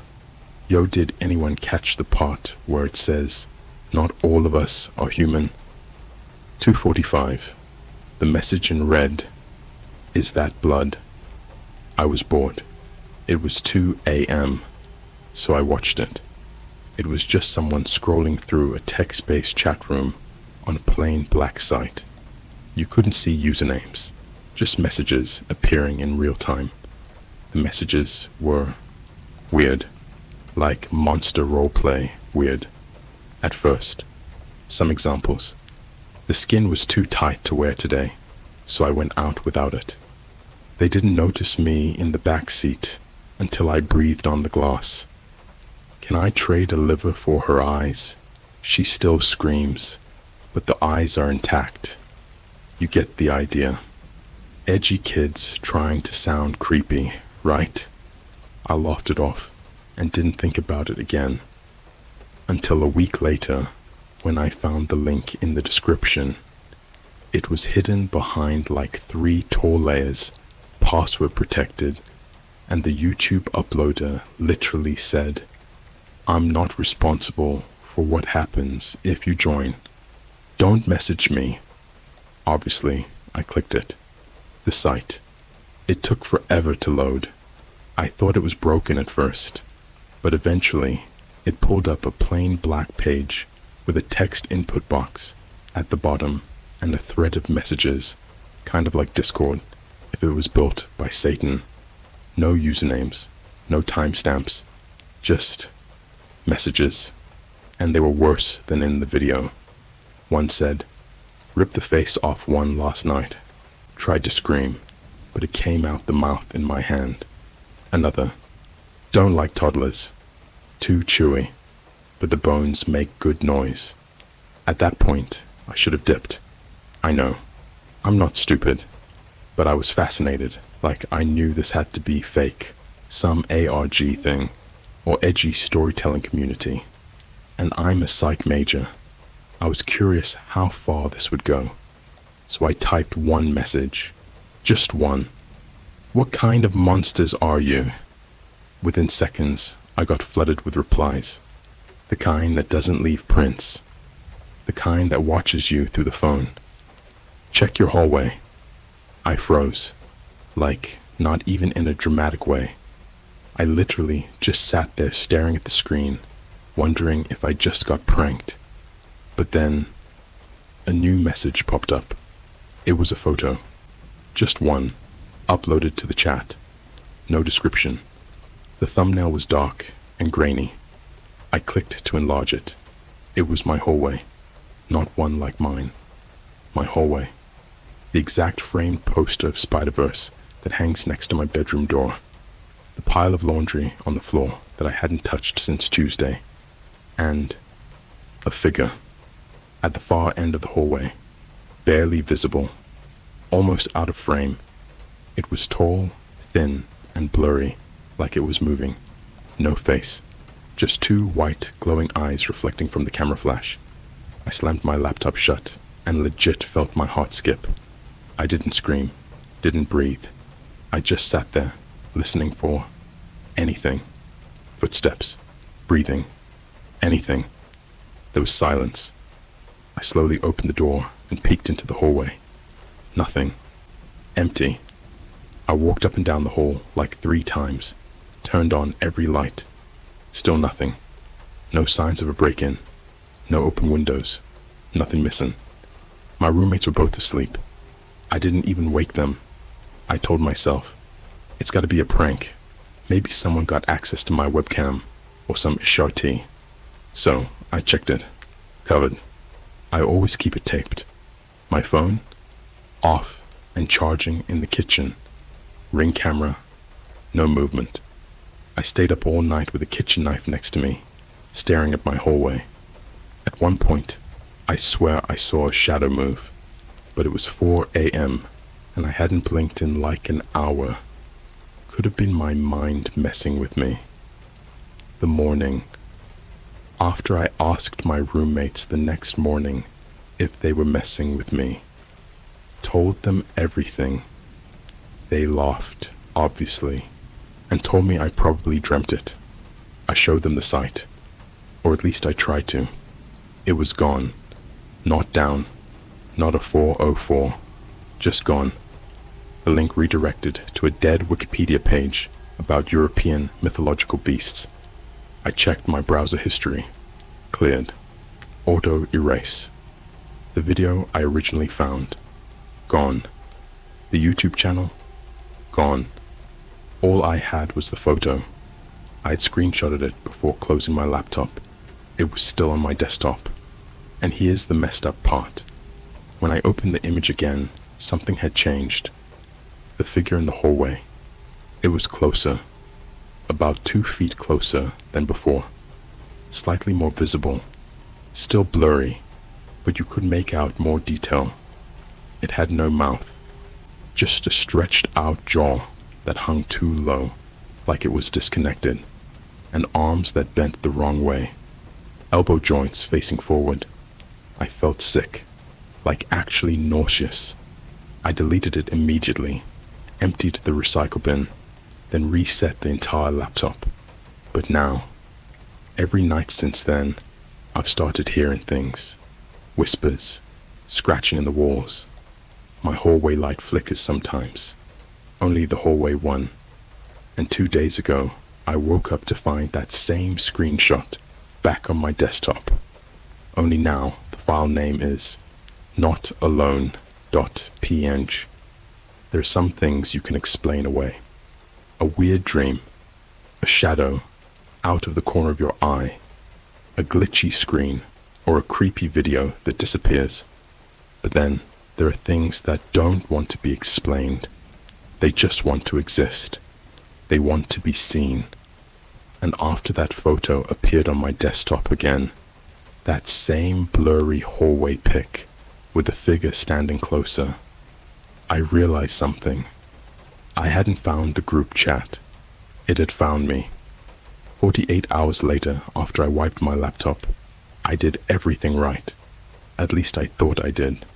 I got a new Wi-Fi router, factory reset my phone, reinstalled my OS, got a cheap webcam blocker, even ordered one of those $30 Faraday cages on Amazon, like I was in a spy movie or something. I didn't sleep. At all. Every night for the next 2 days, something new started happening. At first, it was just the noises. Something scratching in the walls. Not like mice. No, this was wet. Like something inside the drywall, dragging nails through plaster. Then it started learning my routine. The whispers would start only when I entered the hallway. Only when I passed that exact spot where the figure stood in the photo. And the worst part, it knew my name. The whispers weren't random. They said my name. Nate. Nate. Let me wear your skin. Don't turn around yet. Not while I'm smiling. I swear to you, I'm not crazy. I recorded it. I tried. I set up my phone in my hoodie pocket, just recording audio while I walked down the hallway. When I played it back, nothing. Dead silence. Even when I heard the whispers in real time. Even when I froze, mid-step, heart hammering in my chest. The phone didn't catch anything, but something else was caught. At the 013 mark in the recording, just before I heard the voice whisper, "I see you," there was a new sound, a click. I didn't notice it at first, but after replaying it like 20 times at half speed, I realized what it was. A camera shutter. The subway incident. I needed to get out of the apartment. I convinced myself it was just stress. Maybe sleep deprivation-induced psychosis or something. I decided to go to Manhattan to stay with my cousin for a few days. She's in med school and doesn't believe in paranormal garbage, so I figured being around her would keep me grounded. I left around noon. The city was hot as hell, even underground. I got on the 2 train at Newark and found a spot near the back. There were only like 5 people in the whole car. That's when I noticed the ad. It was one of those old crusty MTA ads that never get updated. Usually it's stuff like quit smoking or text 741741 if you're sad. But this one looked different. It was printed on what looked like skin-colored paper, like flesh-toned, and in plain black courier font, it just said, "You've been added to the chat." That's it. No logo, no QR, no company name. I stared at it for a while, trying to figure out if it was some dark viral marketing or street art, maybe an ARG.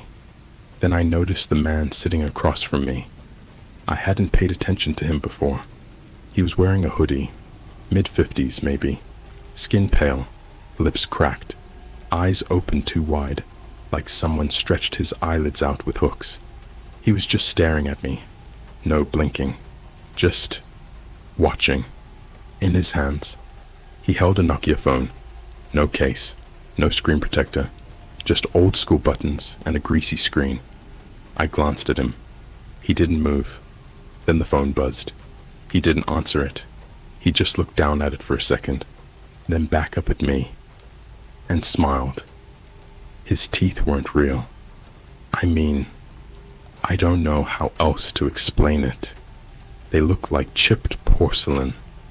Each one was slightly off-center, like baby doll teeth glued into bleeding gums. The smile didn't drop, not even when I stood up, not even when I moved to the next car. He just stayed there, grinning. My cousin's apartment. When I got to Manhattan, I didn't tell her anything, just said I needed a break, a change of scene. She handed me a LaCroix and told me to take the couch. Her place was tiny, but it felt normal. Bright LED lights, posters of Grey's Anatomy and Bob's Burgers, a half-eaten Subway sandwich on the table. You know, human stuff. I stayed in the living room. That night, I passed out with Netflix on. Around 3:20 a.m., I woke up needing water. The kitchen was dark, but I didn't want to wake her. I slipped in quietly, barefoot. The fridge made a low hum. Then I noticed something. The hallway to her bedroom was wrong. It looked longer than before, like way longer. And at the very end, there was another door, which didn't exist. I stared at it. My breath caught in my throat. The hallway looked pixelated, like a glitch, like part of a video game loading in wrong. The floor warped slightly to the left. The shadows stretched too long. And then, that door slowly creaked open. There was nothing inside, just static, like TV static. And in the middle of it, a figure, thin, tall, jaw still hanging, but now its eyes were bleeding. Not blood, something else, something black and viscous, like tar mixed with glass shards. It stepped forward, one digitigrade leg at a time, and whispered, "You're not offline, Nathan." I stumbled back, hit the floor, and screamed for my cousin. When she ran out of her room, the hallway was normal again. No door, no static, just cheap beige carpet and the smell of whatever shampoo she used. I made up some excuse about a night terror, but I knew. It had followed me. The package I left the next morning. Took the earliest train back to Jersey. When I got to my apartment, my roommate Mike met me at the door. He looked pale, eyes sunken, like he hadn't slept in days. "Dude," he said, "what the hell did you order?" I blinked. "What?" "That package," he said, pointing. "It came while you were gone. No return address, no name." I looked. Sitting on our kitchen table was a brown box, duct taped like crazy. No label, no branding, just a sticky note on top that read, "For the chat." I didn't want to open it, but I did. Of course I did. Inside was a mask, but not just any mask. It was made of skin, not latex, not plastic. Skin, dried, stretched, cracked around the eye holes, sewn along the edges with black thread, and on the inside were 2 Polaroids. The first one was of me, sleeping, in my cousin's living room, from above, like from the ceiling corner.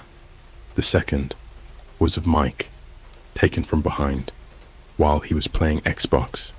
The timestamp in the corner said it was taken 13 minutes ago, before I had even walked in. The screaming starts.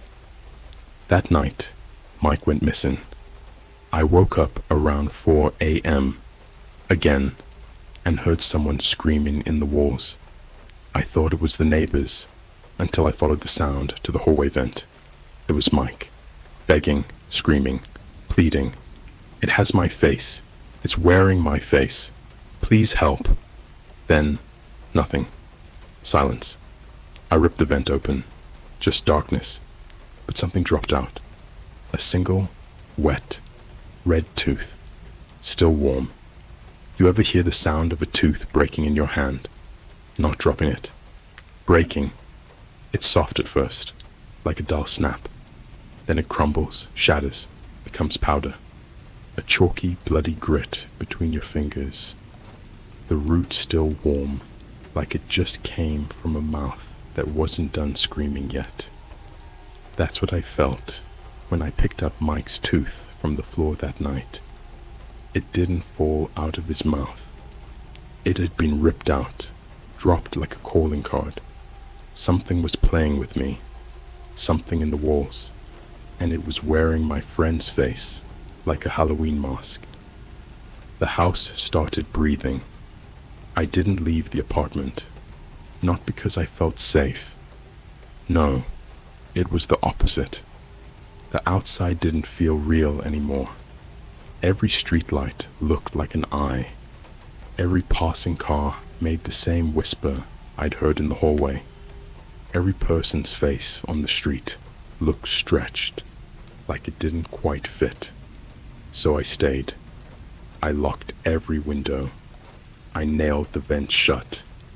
I even piled furniture in front of the hallway door, the one that led to the part of the apartment where I used to sleep. I didn't use that hallway anymore. I couldn't. The smell back there was different now.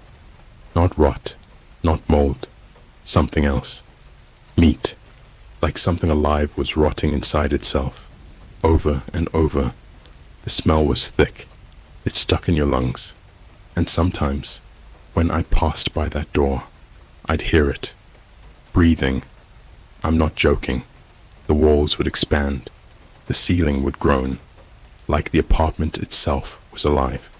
And it had finally noticed me. The chat reopened. I hadn't been back to the dark web. I hadn't opened anything. I'd barely touched my laptop, except to play old downloads of Seinfeld to drown out the whispers. But one night, while trying to fall asleep on the living room floor, knife in one hand, bottle of Pepsi in the other, my laptop screen lit up by itself. No joke. Full black screen. One white box. A message, just like before. But this time, it wasn't anonymous. The message came from a username, wetskin_03, and it said, "We tried it on. It doesn't fit." I didn't type anything, didn't breathe. I just stared. Then a second message appeared. This one was a video file. No title, just a timestamp. 04/17/08.mp4. I clicked it. I wish to God I hadn't. The video. The screen showed a tiled room. Green hospital tiles. Wet floor. Bare flickering bulb above. A person was hanging from the ceiling. Not by a rope. By their spine. It was hooked. Pulled through the top. Like a fish on a line. The body was twitching. Arms flailing. Jaw unhinged. Skin loose. Like it had been peeled off and put back on wrong. Then something walked into frame. Not a person. Not even close. It was wearing a person. Like a suit. The skin hung off it. Baggy and wrong. Like it didn't know how humans were supposed to move. The legs were backwards. One arm was too long. The face. It had been sliced off and nailed onto the thing's real face, like a paper mask. And that face, that human skin, was Mike's. The creature looked at the camera and tilted its head. Then it spoke, but not in a voice. Not really. It used Mike's vocal cords, dragged words out through the shredded throat, like a puppet trying to speak through meat. It doesn't fit. We need better skin. Then the screen went black. For a second, I thought it was over. Then a new image popped up. Another hallway photo. But this time, not mine. My cousin's. She was lying on the floor in the background, eyes wide, blood around her mouth. And standing over her was me, or something that looked like me. Only the skin was too tight, too shiny. The mouth was stretched wrong, curling up to the ears. The arms were mine, but too long. Fingers like wet knives, and its eyes, pure black. But I swear, they were crying. I tried to report it. I panicked. I ran to the police. I brought the screenshots, the tooth, even the video, copied it to a USB. They looked at me like I was high, said there was no report of Mike going missing, said his last known location was 3 states away, said my cousin was alive and well. They called her, she picked up. I asked to talk to her. They refused, said she sounded fine. They even checked the USB. It was blank, empty, no files, just a single corrupted folder titled, "Do not replace." They let me go after an hour. I left the station, and as I walked out, I passed a man in a security guard uniform. He smiled at me. Wide, too wide. His teeth, porcelain. The last night with a mirror. That night, I caught it watching me. I was brushing my teeth, trying to convince myself it was all a breakdown. Maybe schizophrenia, maybe trauma. Then I looked up, and in the mirror, behind me, wasn't me. It was the thing, wearing my face. But my real self, my real reflection, was tied up behind it. Mouth gagged, eyes bloodshot, like the thing had replaced me, and I was trapped inside the mirror. It raised its hand, waved, then held up a finger. Shh. I turned around. Nothing there. When I looked back at the mirror, it was just me again, but my nose was bleeding. And on the mirror, someone had written in the blood, "Stop running. We only need one more piece." The webcam turned on. After that, everything escalated. The hallway door, the one I'd blocked off, started knocking. Not once, not randomly, every night. Same time, 3:13 a.m. Knock, knock, knock. Pause. Then a wet, dragging sound, like something pulling itself across the wood floor. My phone kept vibrating with messages from a number labeled "Unknown Chat Member." I finally checked one. It was a picture of me, sleeping, taken from underneath the bed. The caption read, "You're so still. We thought you were dead. Not yet though. Almost." I threw the phone. Broke it. Didn't matter. That night my webcam turned on. I don't even own a webcam anymore. But the light clicked on, and on my screen, for just a split second, was a live feed of me, sleeping. Except I wasn't alone. Something was curled up at the foot of the bed, grey, faceless, holding a skin mask in its hands. My face. It was licking it. The last message I got. It came as a knock on my actual door. Not the hallway one. The apartment door. There was no one there. Just a USB. This one was scratched, bent, looked like it had been chewed. I plugged it into a burner laptop I bought at a pawn shop. It auto-played a video. Inside a dark room, tied to a chair, was me. Real me. Not the one I was seeing in the mirror. Not the hallucinations. It was me. Eyes missing. Tongue gone. Still breathing. Still alive. Something walked into frame, dragging a sack. It reached in, pulled out a new face. My cousin's, still twitching, still smiling. It looked at the camera. held up the face like a Halloween mask, then whispered, "We like this one better." Then the screen glitched, and now I don't see my face anymore. Every reflection is different. Every time I blink, something changes. My fingers are getting longer. My smile keeps stretching. I think it's inside me now. I think I'm the last piece. I don't recognize my own voice anymore.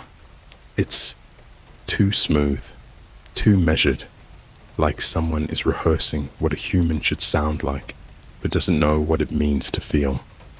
I'll scream, full volume, and the sound that comes out feels recycled, like it's not mine, like I've heard it somewhere else, in another room, on another face. It's not paranoia anymore. This thing, whatever it is, it's not just in my hallway. It's not in my mirrors. It's inside me. And worse, it's inside everyone I know. The Starbucks girl. 2 days after the video of myself, the one where I was tied up, blind, still breathing, I tried to test the limits of it. I needed noise, people, eyes on me. So I went to a Starbucks in downtown Jersey City. Packed lobby, long line. I figured if something tried to follow me, it would slip up. I ordered a mocha, sat down by the window. Normal. Then I saw her. A girl, blonde, maybe early 20s. She had a cute little Pikachu keychain hanging off her tote bag and an AirPod in one ear. She ordered a drink, sat 2 tables away from me. Then she looked up and smiled. But it wasn't her smile. Her lips moved, but her eyes didn't. They stayed locked, glossy, like a mannequin left in the sun too long. And her teeth, they were gray, not stained. Gray, like dried cement. She mouthed something, just once, but I read it clear as day. "Found you." I froze. She didn't move, just kept sipping her drink, holding eye contact. I stood. So did she. I walked to the bathroom. So did she. I waited until a barista stopped her and asked about her bag sitting alone, just enough to make an excuse to get away. I bolted out the back. I made it 4 blocks before I stopped, caught my breath, checked over my shoulder. No one. Until I passed a storefront window and caught my own reflection. Only, it wasn't mine. It was her. The girl from Starbucks, smiling in my reflection. Only this time, she wasn't mouthing anything. She was gnawing on her own hand, skin torn, bones cracking, but still smiling. The return of Mike. 3 nights ago, I heard Mike's voice again. I was in the kitchen, trying to force myself to eat. Every bit of food tastes like iron now. I think the thing's changing my tongue. I bit into a banana, and all I could taste was pennies. Then I heard it, from behind the hallway door. Knock, knock, knock. Then, "Bro, it's me. It's Mike, man. Please open the door." I dropped the banana. The voice was perfect. Tone, rhythm, even the dumb way Mike used to say, "Bro." It was all there, but it was too perfect, like a recording, like a sample dragged out of a memory I didn't give it permission to use. Then the voice changed. Same tone, same rhythm, but it glitched, like a corrupted .mp3 playing over blown out speakers. "Bro, it's Kirsch Z, Mike, please. Sksh. Open your face." That's what it said.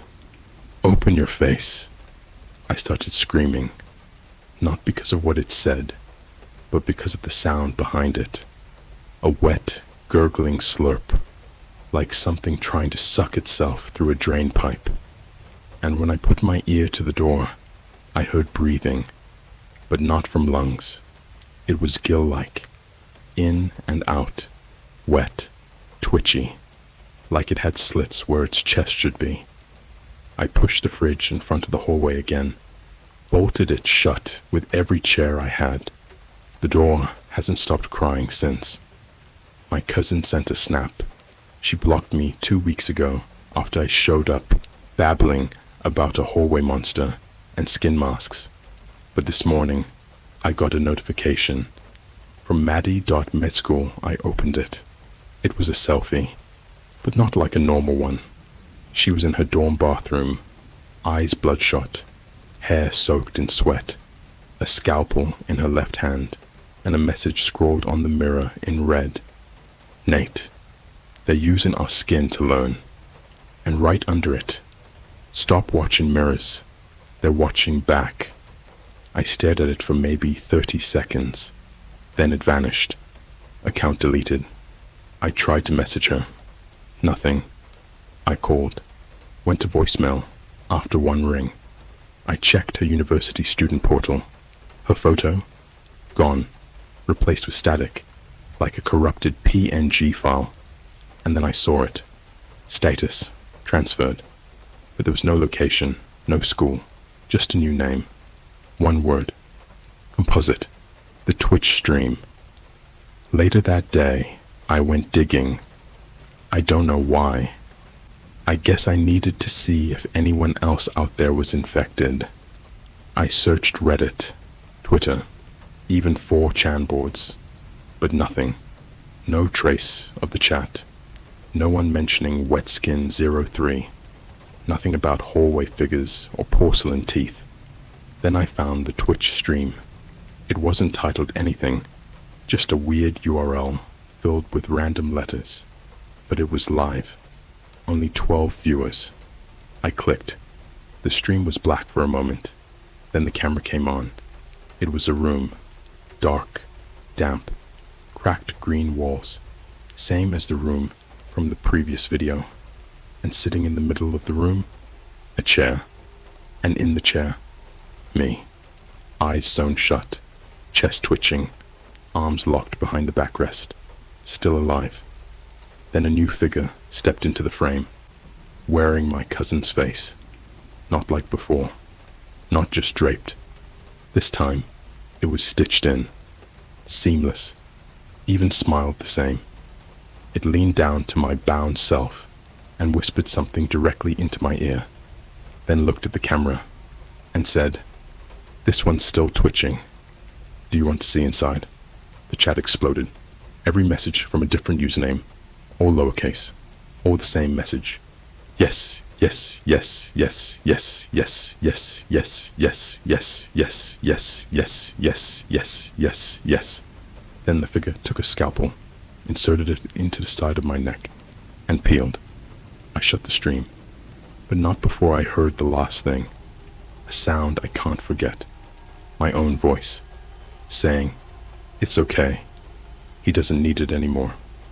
The face in the McDonald's window. I tried one more thing. I went outside. Public. Broad daylight. I figured if I was constantly surrounded by people, maybe the thing wouldn't come. So I went to a McDonald's in Times Square. Packed. Loud. Bright as hell. Ordered a 10-piece. Sat by the window. Watched people pass. Then the guy behind the counter said something weird. He looked right at me and asked, "How does your face feel today?" I blinked. "What?" He leaned in, smiled. Wide. Too wide. Teeth like a printer error. "Does it feel tight yet? Like it's shrinking around the bones?" I ran out, but as I passed the window, I looked at my reflection, and behind me, in the booth I'd just left, was a second me, still sitting there, still smiling, but now it was chewing, a piece of something soft and wet, in its hands. The Pikachu keychain. I found the group, again not on the dark web, on Instagram. I was doom scrolling when I found a live story tagged #SkinClub. Curious, I clicked. It wasn't a live story. It was a loop, a repeating video of a hallway, my hallway. Every time the loop played, the figure got closer, until the very last frame, where it was inches from the camera, face blank, skin torn, but in its hands, a new mask. Mine, freshly removed, still blinking. There's no such thing as a lost breath. That's what I learned. Your body keeps twitching for minutes after you're gone. Your mouth opens and closes like it's trying to scream something your brain already forgot. The muscles remember pain longer than the mind. They keep crying long after you've stopped knowing what crying is. That's what I see in the mirror now. A version of me that's already dead, still twitching. The things I did to stay alive. I stopped sleeping. That was the first thing. You can't dream if you don't sleep. And I refused to give them more of my mind to copy. I tried caffeine, pills, ice baths. Eventually I started stapling the skin on the back of my hands just to stay awake. Every time I dozed off, I saw the chat window. Even with my eyes closed, they'd message me in real time. Good night, Nate. Sweet dreams. We fold in your cousin's face while you draw. I gouged out my webcam, smashed every mirror, smashed the fridge door just because I saw a reflection of something else in the chrome. Then the chat messages started showing up physically, etched into the walls, burned into toast, melted into the condensation on the bathroom mirror. I sliced open a banana and it had letters carved into the flesh. Only skin left. The grocery store. Incident. I left my apartment for the first time in a week. I needed food. Real food. I hadn't eaten in days. My local grocery store was near empty. Quiet. Dim lights flickering above the frozen section like they were trying to blink in Morse code. Every aisle felt too long. I turned a corner and saw a man crouching in the cereal aisle. He wasn't shopping. He was eating. Raw. A handful of cereal and a chunk of meat. Pale, slick meat, stuffed in his mouth. Blood soaking the Lucky Charms. When he saw me, he smiled, and then he opened his chest. No joke. He peeled apart his shirt, and then his actual skin, like a jacket. And inside were faces, dozens, lined like wallet photos, folded, stitched together in a way skin should never bend. I saw my mom's face in there, smiling. Then I blacked out. The police came back. I woke up handcuffed to a gurney. A cop stood over me, flipping through notes like he was deciding which page would make me disappear. Tell me again, he said. About the monsters. About the chat. About Mike. I didn't speak. I just stared at his mouth. His lips weren't real. They were painted on. Too symmetrical. The lines didn't bend when he talked. They just cracked. He leaned in, and in a voice I swear wasn't his, he whispered, "We're so proud of you." Then he reached into his coat, pulled out a file, and dropped a photo on my chest. It was a group photo. Dozens of people, smiling, bleeding, skinless, and in the middle was me. But I wasn't smiling. I was screaming, arms nailed to the shoulders of the people next to me. My face looked like it had been worn by someone else, then returned, loosely. He took the photo back. "Case closed," he said. Then he walked away, whistling. The autopsy file. 2 nights later, I hacked into a university's student portal using Mike's old credentials, found a folder labeled Non-Human Subjects, Phase 7. Inside were dozens of files, PDFs, test logs, photos, all dated weeks before this started. One video file was titled Observation Log Composite Entity Wetskin 03. It showed a lab room, white walls, a subject strapped to a table, squirming. Only it wasn't restrained with ropes. It was stitched down, skin woven into the metal. The figure had no face, just holes, like someone carved out a human template, but never filled it in. A voice, off-screen, narrated. Subject displays mimicry, through epidermal folding, intelligence evolving daily. Host behavior now includes digital communication, identity harvesting, parasitic replication, then a beep, and a second voice. Requesting field test. Online integration has begun. End of file. I went to the second file. This one was an image, a still from a Zoom call. Bottom right corner, my cousin, grinning. Behind her, the thing, wearing her face, backwards. The final message. My laptop glitched tonight. Bad. All the lights dimmed. The room temperature dropped 20 degrees in seconds. My fingertips turned gray. Then the screen flickered to life. One window opened, the group chat. But this time, it wasn't messages. It was a live stream. Me, sleeping, in my bed. The same bed I was sitting in right now. Only in the stream, something stood over me. A figure. No face, just skin stretched over bone. Hands like rebar, spine coiled like a snake. And it was pulling something from under my skin. A cable, long, black, plugged into my skull, draining something out. Then the chat began typing again. One message, from the same user, Wetskin03. Thank you for being part of our prototype. All that remains is the shell. Keep typing, Nate. They're watching your version now. Your version. Right now, wherever you are, look around. Do you hear static? Smell something sweet, like copper and rot mixed? Is there a knock? One soft tap, maybe two. Don't open the door. Don't answer the message. Don't scroll to the bottom of this. Because if you do, if you finish reading this, they know you can see them. And if you can see them, they know you have a face. And that's all they've ever needed.